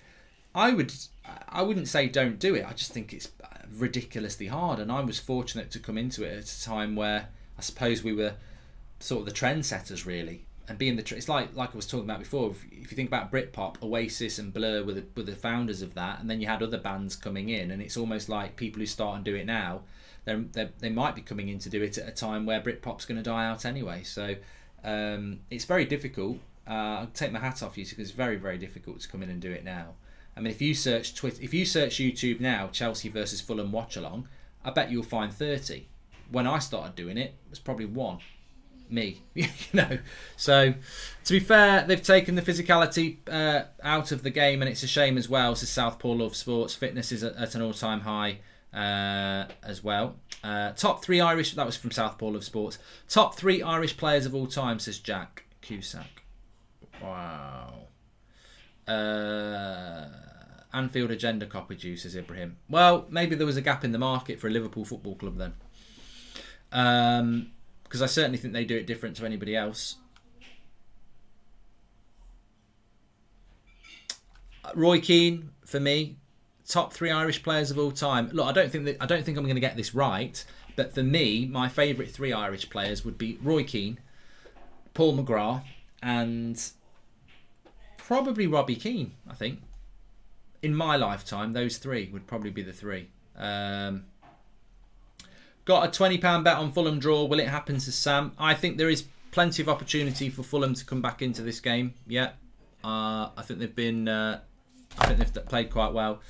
New YouTubers should focus on English language options for big European clubs like Bayern, Madrid, Milan, etc. Says David. That's a good idea. 7,000 people are going to go and do that now.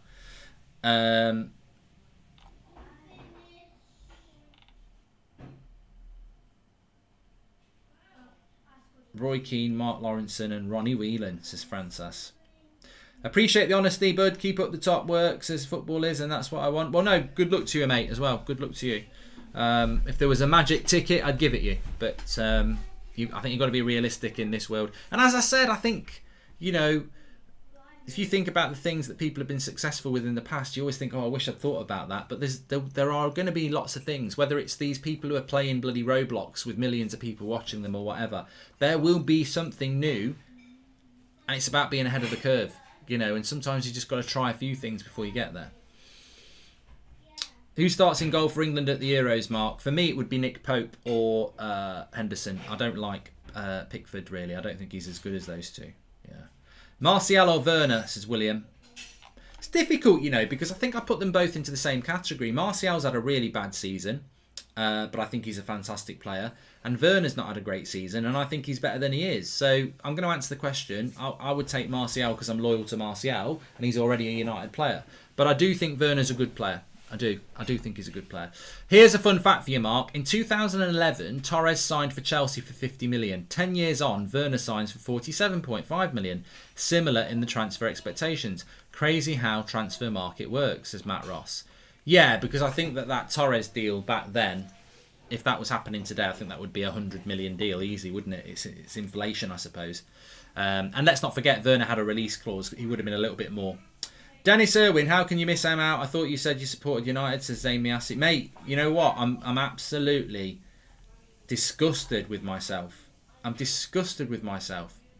I can only put it down to fuzzy brain from being on the pop last night, because Roy Keane and Paul McGrath came easy, and then I was scratching around for a third one, and I just thought, oh, Robbie Keane. It's Dennis Irwin, 100%. Yeah. I didn't see Liam Brady play, Murph, but apparently he was very good. Yeah, definitely Dennis Irwin.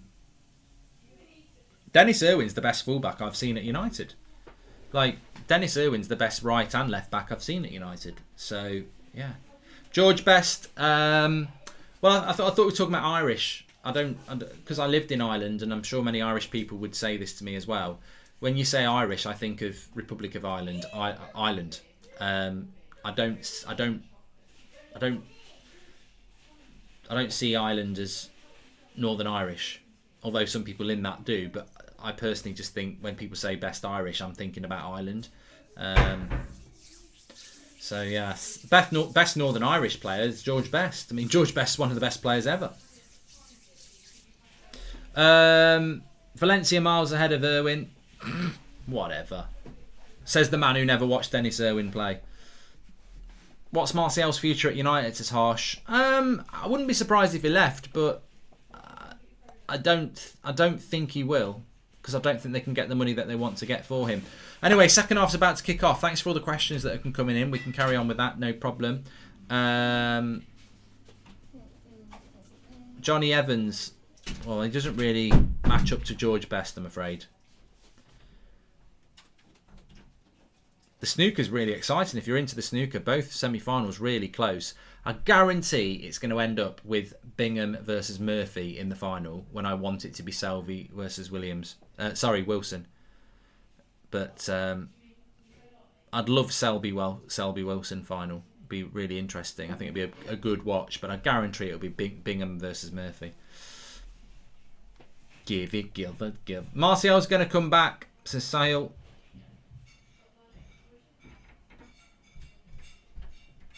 Yeah, he was so consistent, Red Rover. He says, I'm a Liverpool supporter, but Dennis Irwin never had a bad game. He was always 7 or 8 out of 10. Ridiculously consistent and a fantastic player as well.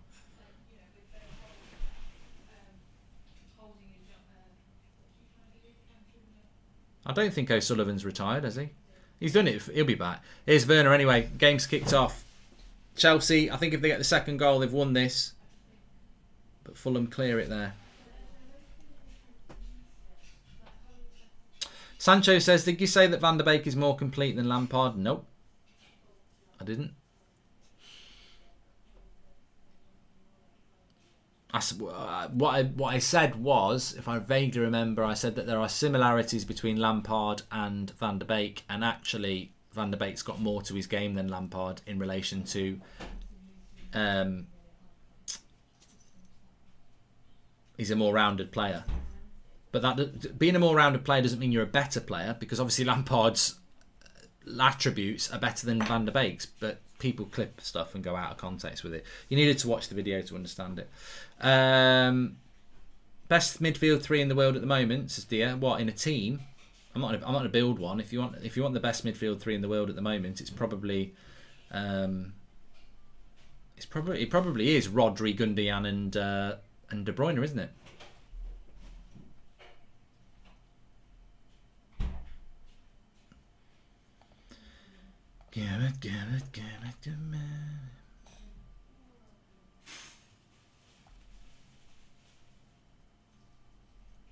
David Silva was a fantastic player, crazy troller. I don't think you really can compare him and De Bruyne. De Bruyne is very different to David Silva. You'd play them in the same team, as they did.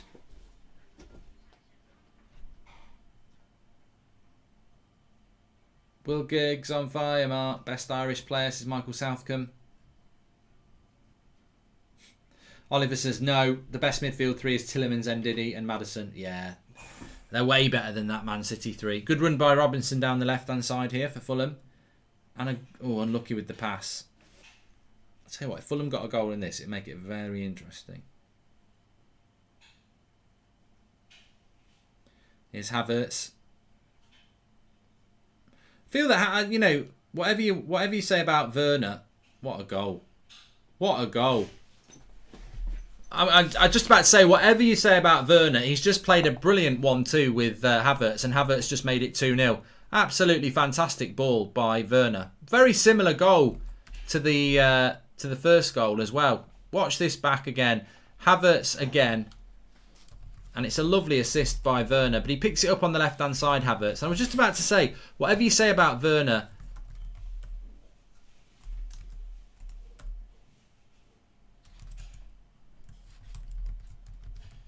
Havertz is sort of finding his way. He seems like he's adjusting to the league. I'll be interested to see what his second season is like. But the Werner pass is good. It's a 1-2 basically.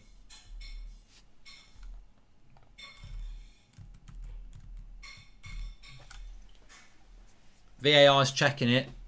You're having a laugh. Oh my God. Is he on or he's off? Is he on or off? They're going back to... No, it's a goal. It's a goal. They've given it. I was going to say that had been very harsh on Chelsea to give an offside, because that was in the phase of play before.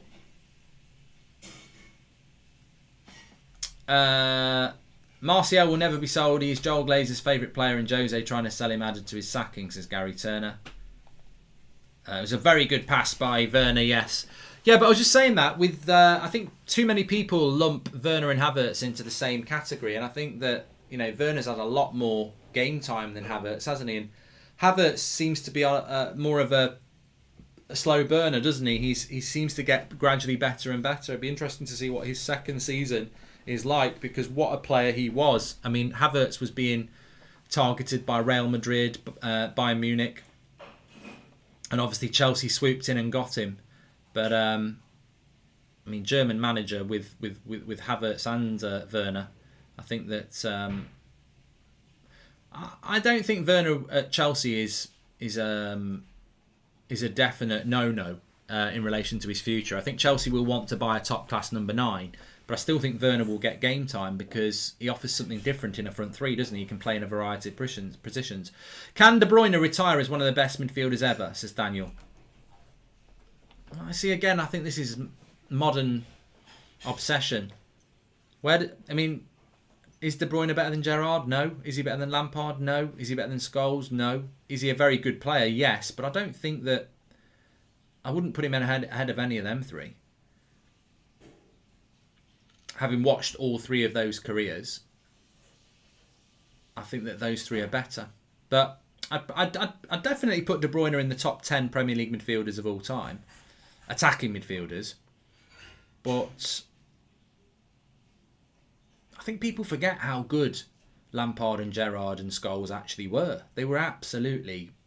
But time's not... This is the problem. This is why you do get people like Gary Lineker and BBC and everyone talking about, is this the best Premier League side ever just because they've won the league? Well, no, it's not, because you say it every year.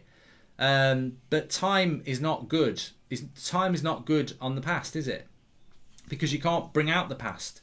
It's filed away forever. So you almost forget, because you see the present every week, 3 times a week at the moment. That's the only evidence you've got. You've got to go in the memory bank to think, how good Gerrard was. I mean, I remember being at a barbecue, and it was the FA Cup final against West Ham, and I couldn't stand Liverpool, and West Ham were winning, and I was like, yes, yes, yes. And then I just walked into the living room where they had it on, and Gerrard scored that long ranger. I was like, oh my God, he's done it again. He's bloody done it again. I mean, it was a Roy of the Rovers for Liverpool, really, Gerrard. Lampard's goal scoring from the midfield was unbelievable. And I think Paul Scholes was just an amazing all-round midfielder because he adapted his game so much. But they were unbelievable, those three. And what a pain in the arse to have those three players all around the same age playing at the same time. And I think we've got the same problem at the moment with England because you've got Grealish, Foden, Mount, Maddison. And I think Grealish, Foden and Mount are better than Maddison. But three great players, I wouldn't call them great yet, but three amazing players, all pretty much playing in the same position, all same nationality, all at the same time.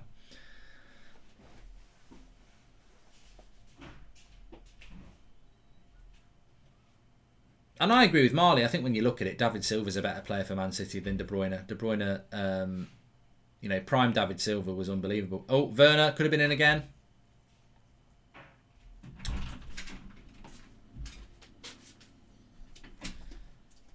Zane says De Bruyne is light years ahead of Gerrard and Lampard. English bias mark. Mate, I just think you are what a lot of people are, which is obsessed with the now because you want now to be the best.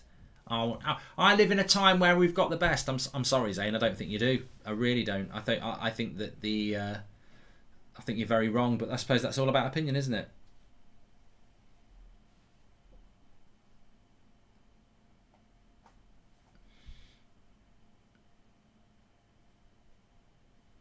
Phillips or Rice for England, says Gabriel. Look, I think Phillips is a good player, Calvin Phillips. He played very well against United last week, but I've seen him play for England a few times, and I don't know whether he's quite international quality. So it's Declan Rice for me. Van Nistelrooy or York? Oh, easy Van Nistelrooy. Easy. I know obviously Dwight York didn't really have much of an international career because he played for Trinidad, didn't he, I think?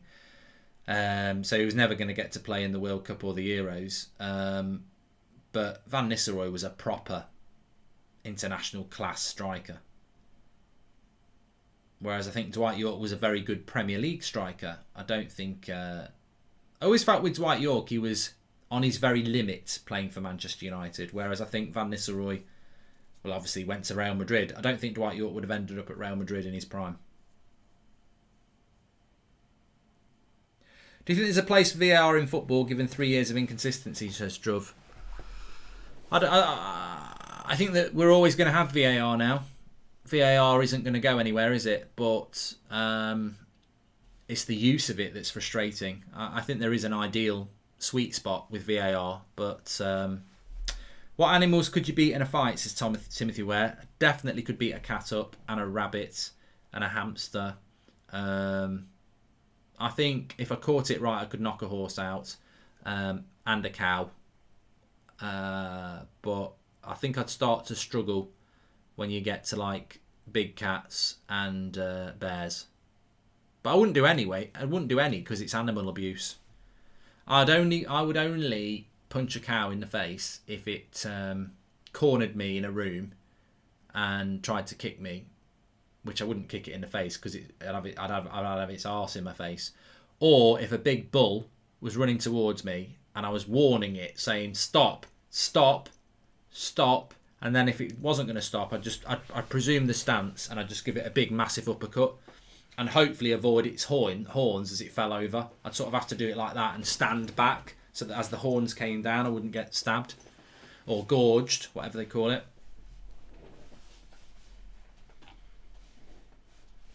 Tell you what, a horse kick could break your face. When a horse, you ever seen that game Buckaroo? That's not just some silly little plastic toy that somebody's had a bit of poetic license with. When them horses kick out and do a proper kick, take your face off. Take your head off. Could you knock out a camel? I think Camels look like they're already halfway knocked out anyway. They're so docile, aren't they? Anyway, corner to Fulham.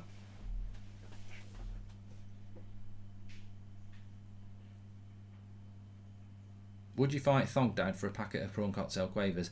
Well, there's going to be a game this summer. Goldbridge five-a-side against Thogdad's five-a-side, and we're both going to be playing, so we just need to sort that out. So who's your money on? My five-a-side team's better than his. Would you do a video on your police experiences, says Connor? I could do, but I don't think many people would be interested. And Matt Ross says, Luke Shaw is a GOAT defender to recover from a broken leg. Crazy the mental game involved in that recovery. Hashtag Shawbridge, says Matt Ross. Also, Kevin De Bruyne is a BTEC Skulls. Buckaroo was lethal. Here come Fulham again. I tell you what, you can see why Fulham are going down, can't you? Competitive, but they just don't have the quality. In the final third, they don't have the quality. They remind me of a couple of teams United have played this year in the Europa League, like Granada, Sociedad, Milan.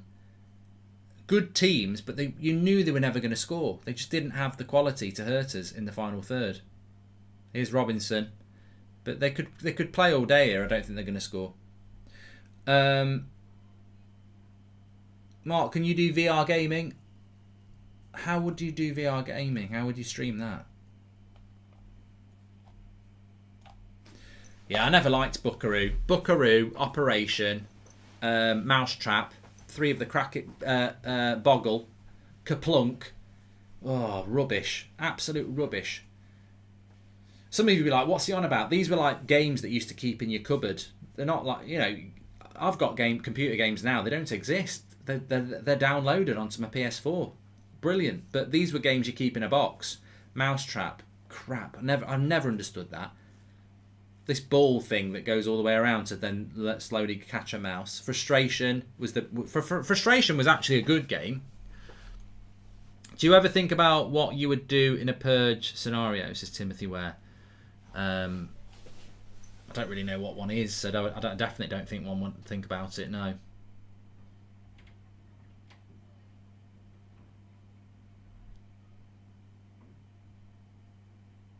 Martin says, is there a player on that pitch that walks straight into a Manchester United side? Course there is. Course there is. Matt Ross says, who would win in a fight? Martin Keown or Vidic? Vidic. Easy. Sabutio was fire, says Liam. It's only Liam, and it was. I quite like Monopoly, yeah. The best game we've got that I've ever played is a little bit like Monopoly, but it's called Hotel. Loved that. I always loved Hotel. I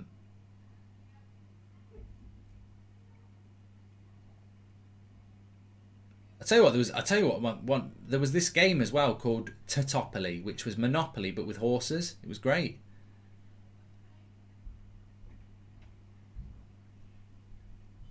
Game of Life. We tried to play that on New Year's Eve. I don't really, just never really got into it, to be honest. Good cross, headed away by Reece James. Corner for Fulham. West Spear says, Mark, are you single? Mate, are you blind? Look, do I look like someone that's going to be single? And you're listening to my banter? Come on, I've got both cards.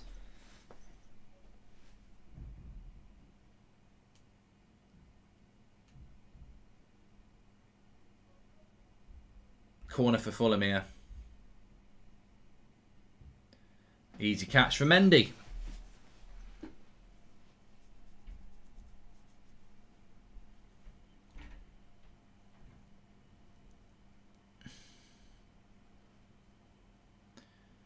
Keenan Scholes or McFred, says Shao. Oh, it's a battle, that one.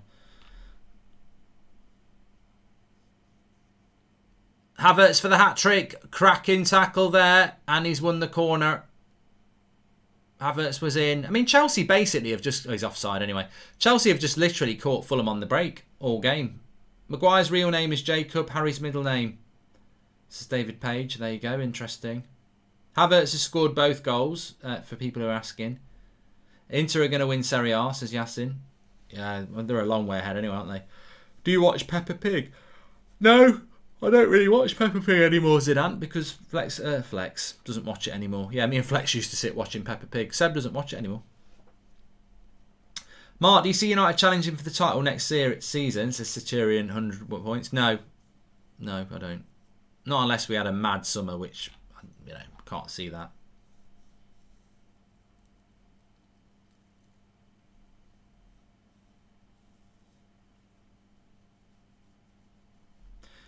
I didn't know that Derby were looking at relegation. I thought Wayne Rooney was doing a good job.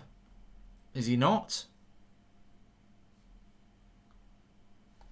Let's have a quick look. I don't pay any attention to the Championship. I really haven't. There's so much I haven't paid attention to this year because I just think it's been a weird year and there's been so many Premier League games that I've just not took any notice in loads of other leagues.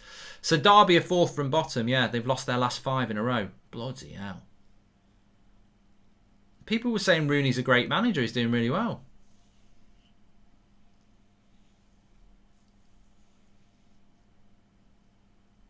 If Rotherham win their game in hand, then Derby are into the bottom 4. Bottom 3.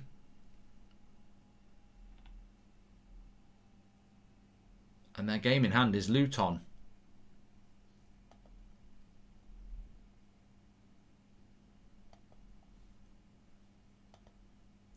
And Derby have got Sheffield Wednesday on the last game of the season. Who are going down. That's sad. Sheffield Wednesday down to League One. That's sad.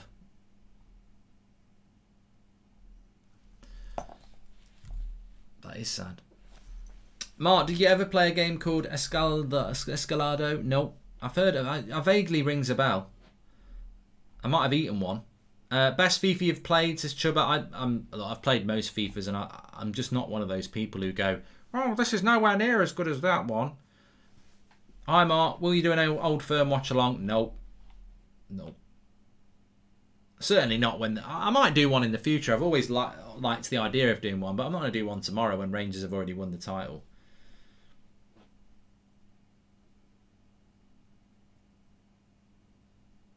Can Fulham get back into this? I think Chelsea have just been too good for them, haven't they? They need a stretch.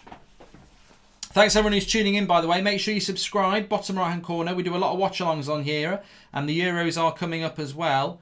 And also...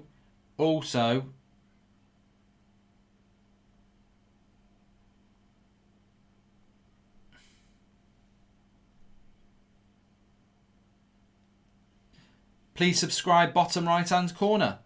We are going to be doing the Champions League second legs as we did the first legs this week. How would Celtic and Rangers do in the English Prem, says David? Well, they'd make a lot of money, so I think over time they could become quite good, but I don't imagine them... I think they'd be mid-table at best, in my opinion. With their current teams, I don't think they'd breach the top half, but over time they'd make so much money that I think they'd start to get better players.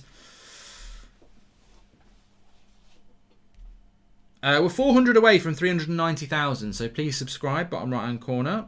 Remember when your TV turned from Burnley to Peppa Pig, you and Black? Yes, I do. I do.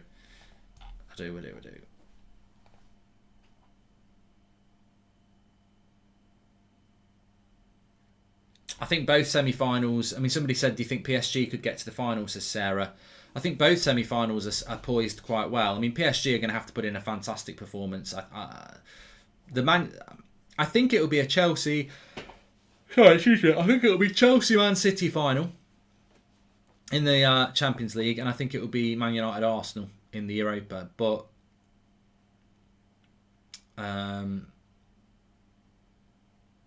Real Madrid did very well against Liverpool, so you never know with them. But I do think Chelsea will have too much for Real Madrid. Man City against PSG... Another corner here for Fulham. I just think that advantage that Man City have got having the 2 away goals. I could see PSG winning 1-0, but I can't see them... Yeah. Reports in Glazers giving Ollie big dosh this summer, says Sahid. Yeah, they're trying to buy the fans, aren't they, if that's true? Because they haven't got the money. The petition did hit 100k, Bombay, yeah.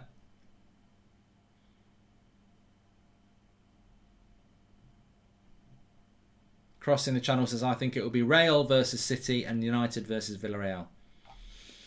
I don't know. I think that in the Chelsea-Real Madrid game, I didn't at any point see anything that sort of left me concerned that Real Madrid were miles better than Chelsea. But look, it was quite a close game, so you never know. Jamie says, what's your opinions on beans on toast? It's massively underrated. He says, I think it's a good go-to. I've probably had more beans on toast than any other dish in my life because it's a good go-to dish as a snack. Very easy. Whack your beans in the microwave, couple of slices of toast, grate a bit of cheese on top, bit of brown sauce on the side, bada bing, bada boom. And within 5 minutes, you've got a nice dinner.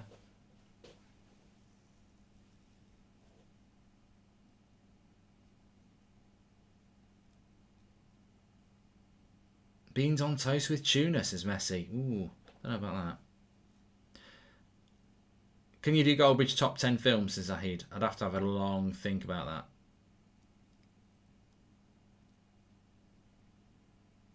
Apparently Mbappe may be out of the second leg. Well, they're out then.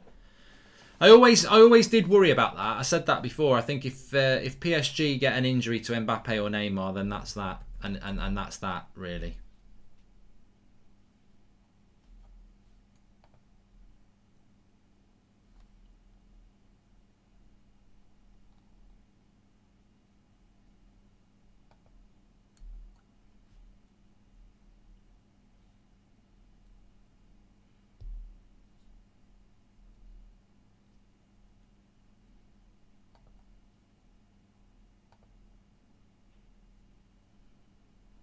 If you tolerate this, then your children will be next, will be next, will be next, will be next.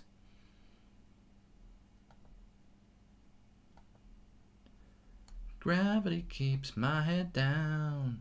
So is Mbappe really out injured, or am I falling for a bit of a troll here? I'm having a look.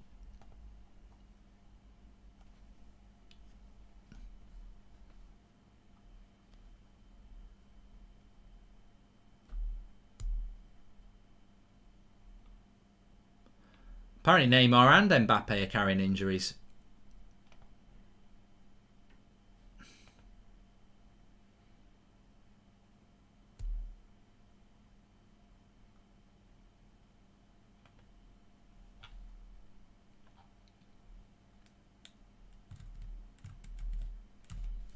Best player of the 1992 kids, says David Page.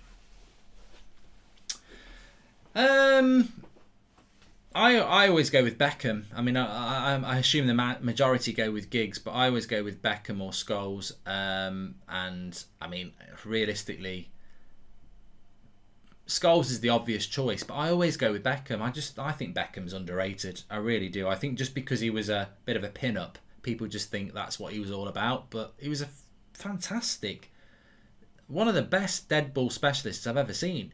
And his work rate was unbelievable. If City win the Champions League, the Prem and the Carabao, where would you rank them in Premier League greats? The Centurions 100 points. But I don't think this City side's your best City side, so that it's really difficult to rank them. I mean, it's a very good achievement. It's not a proper treble, but it's still a treble. But I don't think it's the best Man City side. I mean, what is the best Man City side? Do you go off trophies or do you go off, more competitive eras? I personally think the City side that had Yaya Toure in it was bloody amazing. I thought that was an amazing side. The Centurions one was good as well. So,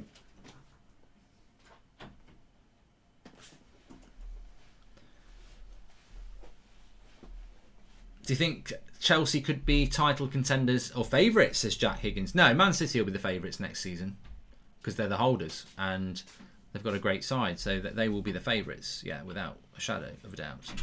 But yeah, I think that's a good point. What's the best Man City side? I mean, look, the best Premier League side ever is the 99 Manchester United side. The second one is considered to be the Arsenal Invincibles, but I think that's a load of joke. I think that's a joke. I don't think that's even the best Arsenal side. And I certainly don't think a team that, the argument is, well, they were invincible, so they've got to be one of the best Premier League sides ever. But they did draw 12 games out of 38. So Chilwell, good block there.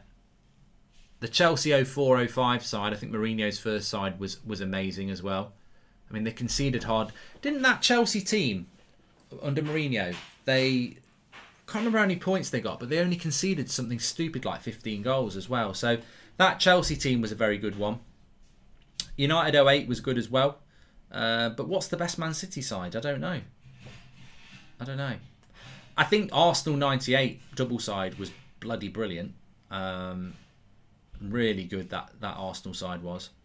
I mean, Arsenal won the double in 98, and ultimately in 99 they could have won the double as well. They lost that Giggs goal in extra time of the FA Cup semi-final. They would have won the final against Newcastle like we did. And the title went to the last day of the season. So that Arsenal side for a couple of years was very, very good.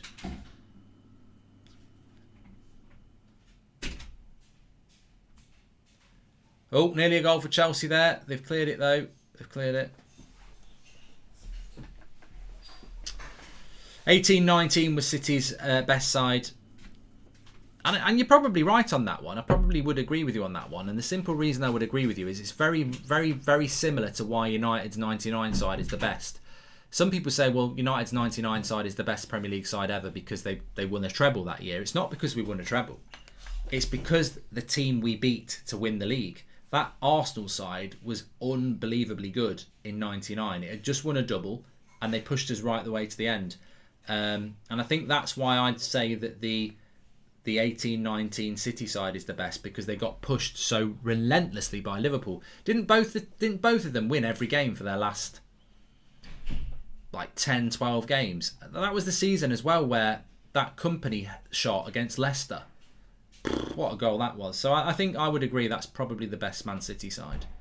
But they've had some good ones. That Yaya Toure one was brilliant as well.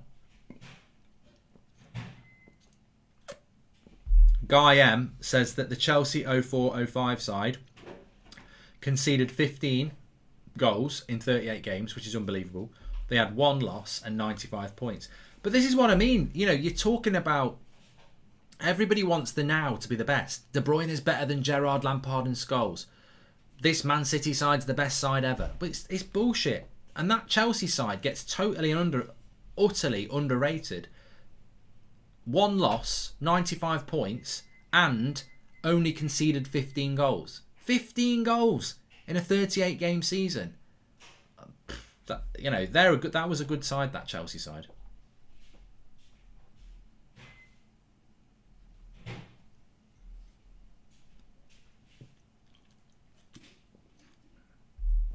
Havertz scored both goals.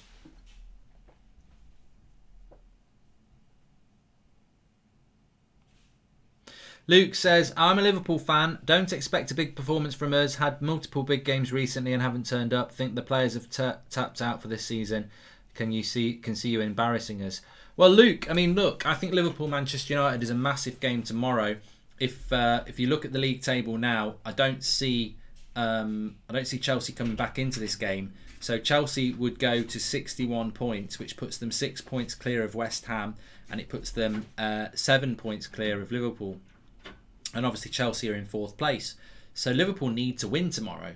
The interesting thing around it is that needing to win doesn't mean they will win, because like you say, I've been expecting Liverpool to win games comfortably for about 2 months now, and they still don't do it. So there's definitely an issue there, yeah. Tammy Abraham's come on for Chelsea, by the way, for the last 15.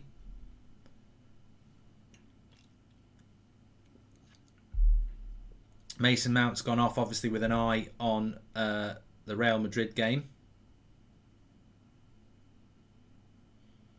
I mean, Fulham, I mean, realistically, it's been a very equal game, but it's the quality that Chelsea have got that's given, in that final third, Chelsea have had the quality and Fulham haven't. Fulham haven't been embarrassed. Fulham aren't a bad side, they just don't have the quality in the final third. Is that a local beer? No, it's Corona, this is.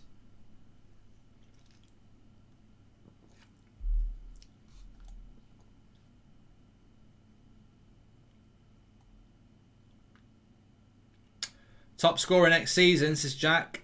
Probably not playing in the Premier League at the moment. I'd say if Chelsea sign a good number 9, it might be them. Could be Lukaku. I think if Chelsea get a good number 9, you never know.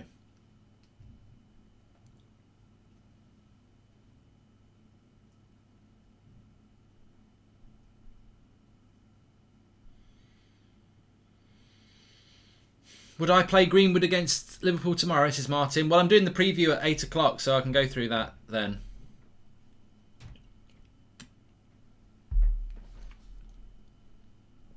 Who will challenge Man City next season, says Liam Parker. Chelsea. You ever been to Doncaster? Yes, I have, Lewis. Many years ago.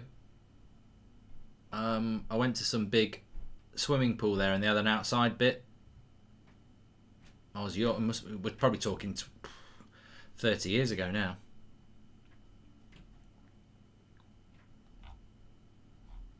God, that makes me feel 30 years ago. 30 years ago. It's a long time, isn't it? But then again, 99 was 22 years ago.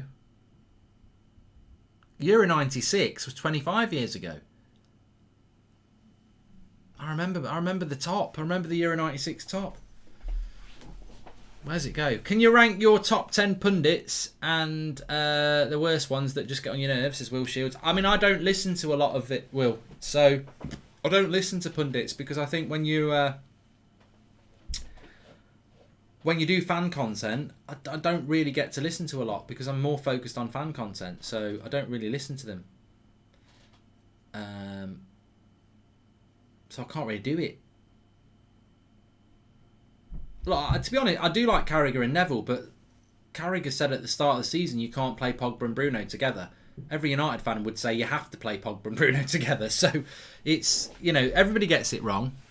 And I think that's the beauty of football. There is nobody who gets it right all the time.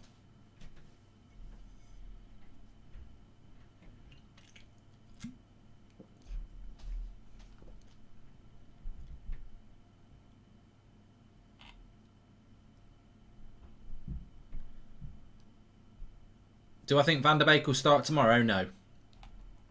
Spoiler alert, Liam, no. Thoughts on reading, Mark, says Lucas. It's underrated because if you're in a burning hotel and you don't know what to do, if you look on the back of the door of a hotel, they have to have it by law. They'll have directions and instructions of what to do. If you've not learnt to read, you're just going to be looking at something, not really know what's going on, and you might die. So reading is underrated because it might save your life. That's what I would teach 4-year-olds. They'll soon bloody start reading then, do their own work.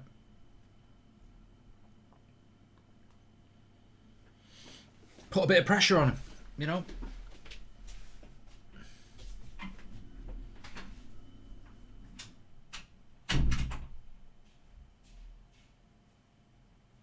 On a real though, I don't read as much as I used to. There's nothing. I really like getting into a good book. It's like getting into a good Netflix series. You know it's going to take a long time to get to the end, and it's just you feel quite proud of yourself when you're reading a book and you enjoy it. It is like a good series. What do you make of Anderson at centre half linked with United? I think he's average. Bang average. In fact, I'm going to tweet that.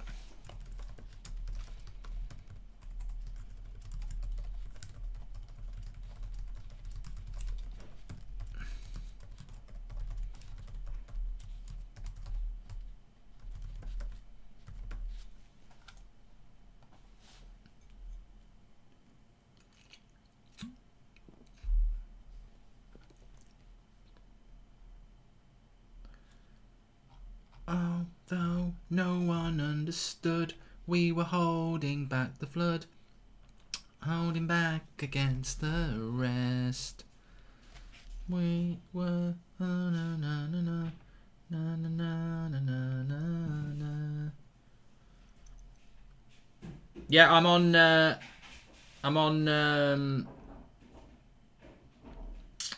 The United stand at 8 o'clock tonight. Yeah, looking forward to it. Looking forward to it.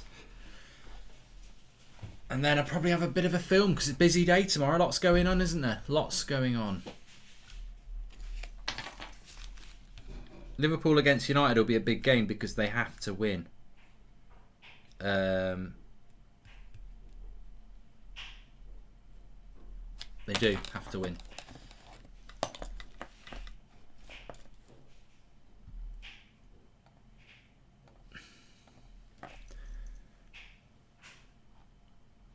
Make sure you subscribe, by the way, bottom right-hand corner.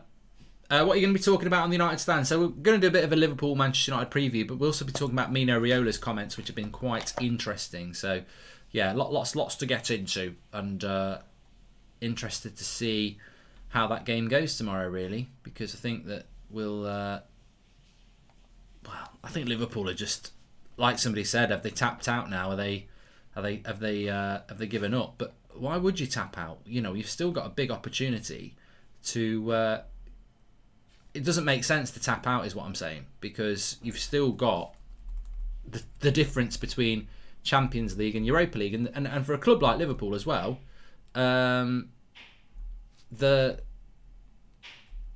you can't win the Champions League if you're not in it. A season out of it is frustrating, isn't it?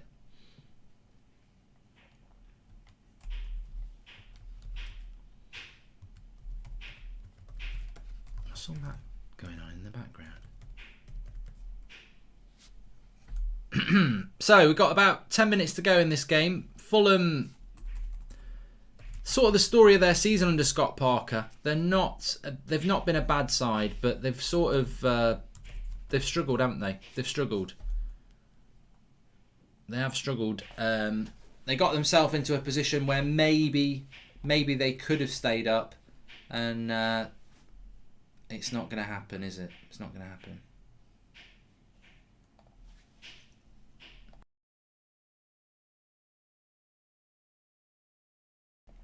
So yeah, it's not looking good for them. No, it's fine. Carry on. I just wondered what you were doing.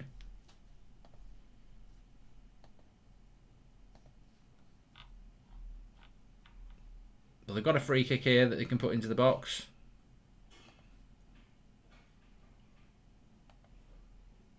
I really think Fulham could play till Christmas and they won't score against Chelsea today. Do I think there'll be a mass exodus from Fulham? No.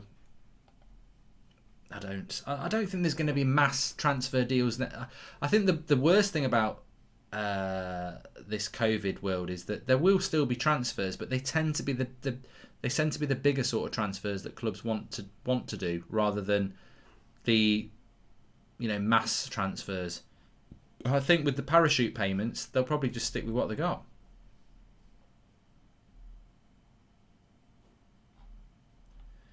Who wins the Champions League? Tuchel is better than PSG plus City like in an FA Cup, says Jig.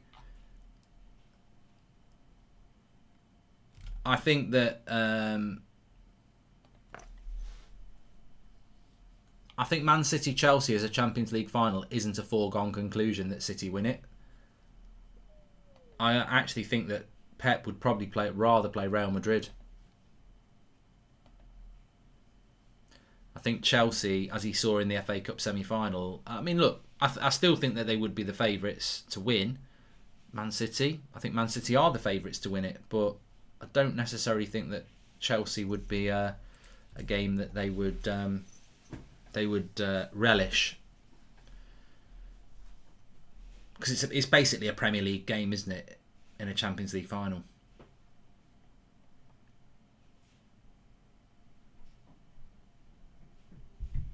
I mean, somebody just said there, Chelsea have had one shot this entire half, and that was the goal. As I said, I think the way Chelsea have played this game, they've basically countered Fulham. Fulham have had a lot of the ball in the Chelsea half. They've just not had the quality to break Chelsea's defence down. Another shot there from Robinson that goes over the bar. In many ways, if you had no idea about the quality and size of both these clubs, you'd say it's a bit of a smash and grab from Chelsea. It's an effective one. They've never looked like conceding, and they've hit a few direct balls and like played through Chelsea a couple of times, and it's exactly. I predicted 2-0, didn't I? I said 2-0 to Chelsea before the game. My score predictions are so much better on That's Football. I got the Real Madrid one right, and I got the Man City one right, and I've got this one right as well. But Fulham have been very, very competitive, but they haven't got the quality in the final third. James, thanks for the super chat, but I'm not an idiot. I'm not reading that out. What's your prediction for tomorrow? Well, I'll talk about that on the United Stand at 8 o'clock. Make sure you tune in. Who do you think is going to win PFA Player of the Year, says Zhao? Oh, I don't know. I mean, I think for a long time it should have been Bruno Fernandes, but then now he's been a bit off the last 2 months, and I just wonder, has that opened the door for Gundogan? Or, I mean, who do you think is going to win it? Like, legitimately, who do you think is going to win it?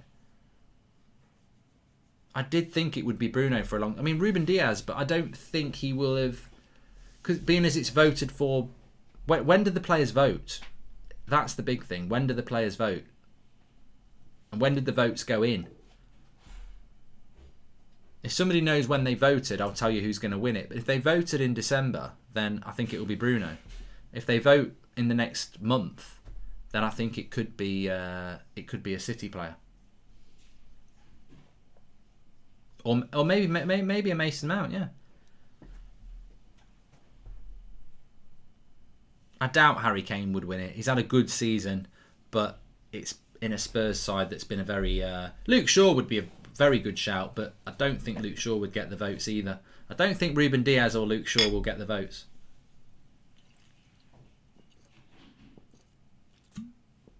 Let's have a look if we can find out. Vote for PFA Player of the Year.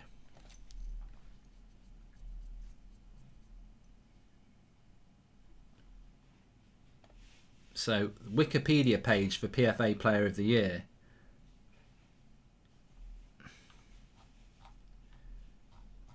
I don't know when they vote. Every spring, each member of the association votes for 2 players. A short list of nominees is published in April, and the winner of the award, along with the winner of the PFA's other annual awards, is announced as a gala event. It might not be Bruno if they're voting in the spring.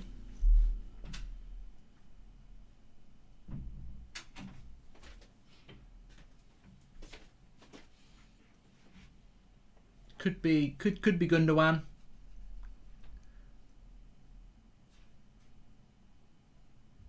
Could be Diaz. For me, I think it should be Luke Shaw or Diaz or Gundogan or Bruno or Mount. I think they're the 5 players I would go with. I can't think of anybody else. I mean, look, even Mo Salah's not had a bad season goal scoring wise, and Harry Kane's not had a bad season goal scoring wise. But I wouldn't put either of them as Player of the Year. And it would be, to be fair, it would be right because Man City are obviously top and Man United are second. So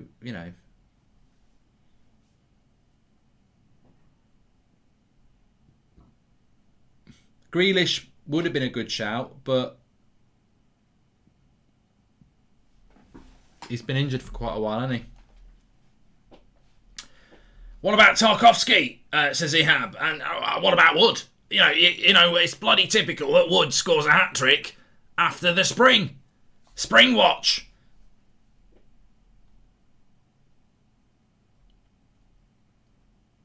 "21 goals and 13 assists, it has to be Kane." I mean, look, Harry Kane's fantastic. He's had a fantastic season, Harry Kane. But for me, he doesn't get into my top 5 for Player of the Year. And I don't know why that is, but he just doesn't. And I think a lot of it's unfair on Kane, isn't it? Because I think of Harry Kane, I think how shit they were under Spurs. But in a shit Spurs side, he's done that. So you're right. He is a good contender. You're right. But maybe I'm thinking like a player will think. Or maybe I'm not.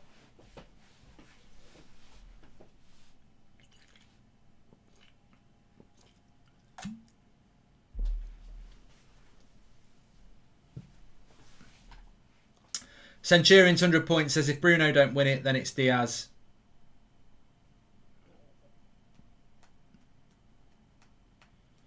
Mendy's had a bang on the head. I think he's all right. We're well into stoppage time now. Yeah, I am live at 8 o'clock on the United Stand. Make sure you tune into that. I've already set up the stream. the live chat.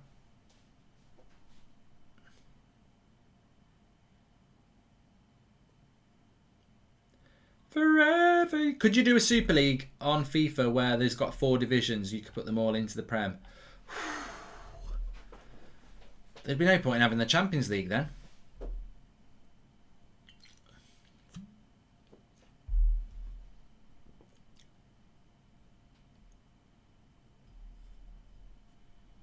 Manager of the Year, Pep.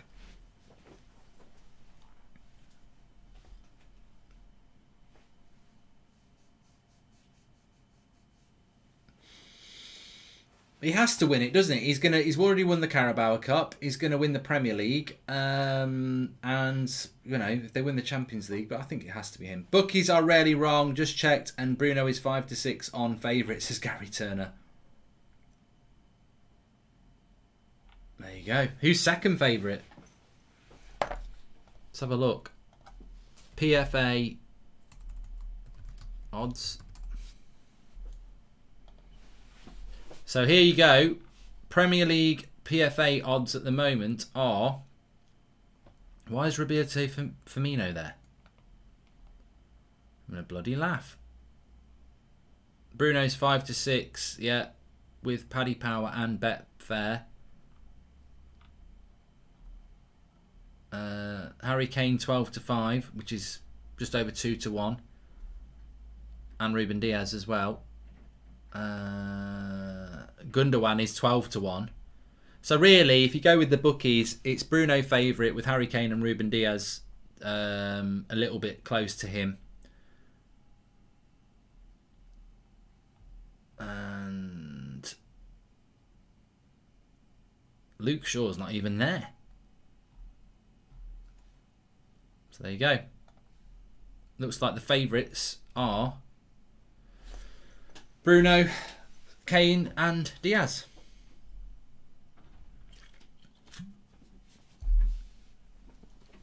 David Moyes has had a very good season as West Ham manager. I think if he got Champions League football with Moyes, you'd have to give him a big shout out, yeah. Free kick to Chelsea here. 94 minutes gone. James and Alonso on it.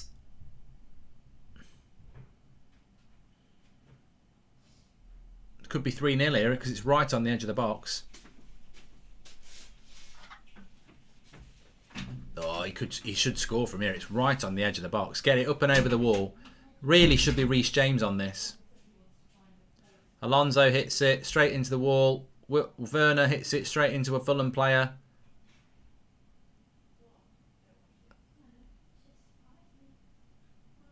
Timer's bugging out again, doing 2 seconds. I don't know why the timer's doing that. But look, that looks like it's Fulham down, doesn't it? They're 9 points off Newcastle. They do have Newcastle still to play, but 9 points is... It's not going to happen, is it? The relegation battle's boring. The title race is boring. But the top 4 race is interesting. And that's a big win for Chelsea because they've still got to play Man City, Arsenal and Leicester. So Chelsea needed to win today. The race for top 4 looks healthy for Chelsea tonight. They go within 2 points of Leicester, 6 points ahead of West Ham, 7 points ahead of Liverpool. But if West Ham and Liverpool can win and keep that gap close, there are difficult fixtures for Chelsea around the corner. Well done for Chelsea. Unlucky for Fulham. They played well, but they just don't have the quality in the final third. Thanks everyone for tuning in. Make sure you subscribe, bottom right hand corner, on that road to 390k, and I'll see you on the United Stand at 8 o'clock. Thanks everyone for watching. Really enjoyed the chat. Predicted 2-0. The game really didn't live up to our hopes, and it was a predictable 2-0 win for Chelsea. I'll speak to you in a bit.